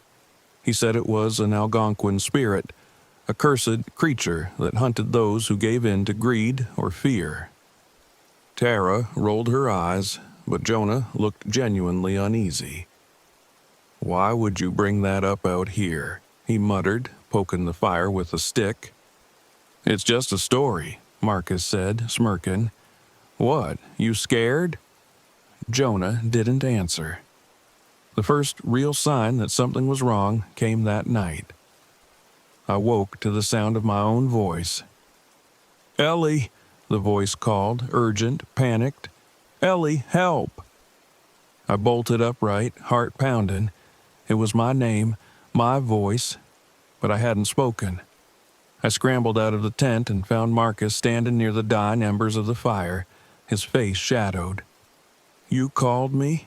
I asked, my voice shaken. "No," he said, his brow furrowed. "I thought I heard you." We stood there in silence, the forest pressing in around us. I wanted to tell myself it was an animal, the wind, anything but what it felt like. Something unnatural, something watching. By morning, we were all on edge. Tara tried to lighten the mood with her camera, taking candid shots of us packing up for a hike. But even she seemed quieter than usual, her laughs forced. Then we found the markings. Tara was the first to notice them, deep gouges in the bark of a tree near our campsite. They were too deliberate to be from animals, forming strange, angular patterns that made my skin crawl. Jonah stared at them for a long time, his face pale. "This doesn't feel right," he said. Marcus brushed it off. "Probably some bored hiker messing around. Come on, let's get moving." As we trekked deeper into the woods, the sense of unease grew. The forest seemed different, quieter, darker, as though it was closing in on us. Jonah was jumpy, flinching at every sound. Tara kept stopping to photograph odd things, piles of rocks, trees twisted into unnatural shapes. By late afternoon, we realized we were lost. No matter which way we turned, the trail seemed to loop back on itself, leading us to the same clearing over and over. Marcus swore under his breath, trying to figure out where we'd gone wrong. "It's not possible," he muttered, staring at the map. Jonah's voice was barely above a whisper. "We're not supposed to be here." That night, the wendigo revealed itself. It started with sounds, snapping branches, the crunch of footsteps circling the camp. Then the voices came, distorted echoes of our own conversations from the day before. Jonah was trembling, his hands clenched into fists. "It's playing with us," he said. "It wants us scared." "Shut up," Marcus snapped. "You're not helping." The firelight flickered, casting long shadows across the trees. And then we saw it. The creature was impossibly tall, gaunt, with elongated limbs and hollow eyes that glowed faintly in the darkness. Its movements were jerky, almost insect-like as it crept closer. The air around it felt wrong, thick, suffocating, as though it was sucking the life out of the forest. We froze, too terrified to move. The wendigo tilted its head, emitting a low, guttural growl that sent chills down my spine. "Run," Tara whispered. We bolted, scattering into the woods. I don't know how long I ran, branches clawing at my arms, my breath coming in ragged gasps. When I finally stopped, I realized I was alone. I found Jonah an hour later, huddled in a clearing filled with strange totems, animal bones lashed together with strips of leather and hair. He was shaken, tears streaming down his face. "It's not going to stop," he said. "It's going to kill us." "No," I said, though my voice wavered. "We're going to make it out. We have to." Marcus and Tara found us not long after, both scratched and bruised from their frantic escape. Marcus was muttering to himself, His confidence shattered. Tara looked haunted, her usual spark gone. "We need to stick together," I said. "That's the only way." We made our way back to the campsite, hoping against hope that the RV would be our salvation. But when we got there, it was a wreck. Windows shattered, deep claw marks gouged into its sides. Jonah lit a fire, his hands trembling as he arranged the wood. Tara helped, her eyes darting to the tree line every few seconds. Marcus sat nearby, clutching a makeshift spear he'd fashioned from a branch. The wendigo came again, this time more aggressive. It tore through the trees, snarling, its eyes fixed on us. Jonah threw his fire trap, a crude bundle of burning sticks, and the creature recoiled, hissing as the flames licked its flesh. "Keep it back," Marcus shouted. We fought through the night, the fire our only shield, but we knew it couldn't last. That's when Jonah remembered the totems. "They're tied to it," he said. "We destroy them, maybe we can break its hold." It was a gamble, but we had no other choice. While Marcus and I kept the wendigo at bay, Jonah and Tara raced back to the clearing and set the totems ablaze. The creature let out an ear-splitting scream, its form flickering like a dying flame. Then it vanished, leaving the forest eerily still. By morning, the RV inexplicably roared to life. We didn't question it. We drove out of that cursed forest as fast as we could, silent, each of us lost in our thoughts. The scars from that night run deep, not just the scratches on the RV, but the ones on our minds. Jonah refuses to step foot in the woods again. Tara's blog post about the trip is a cryptic warning, a plea for others to stay away. Marcus and we don't talk about it, but sometimes in the quiet of the night, I hear echoes of that guttural growl and wonder if the wendigo is still out there, waiting.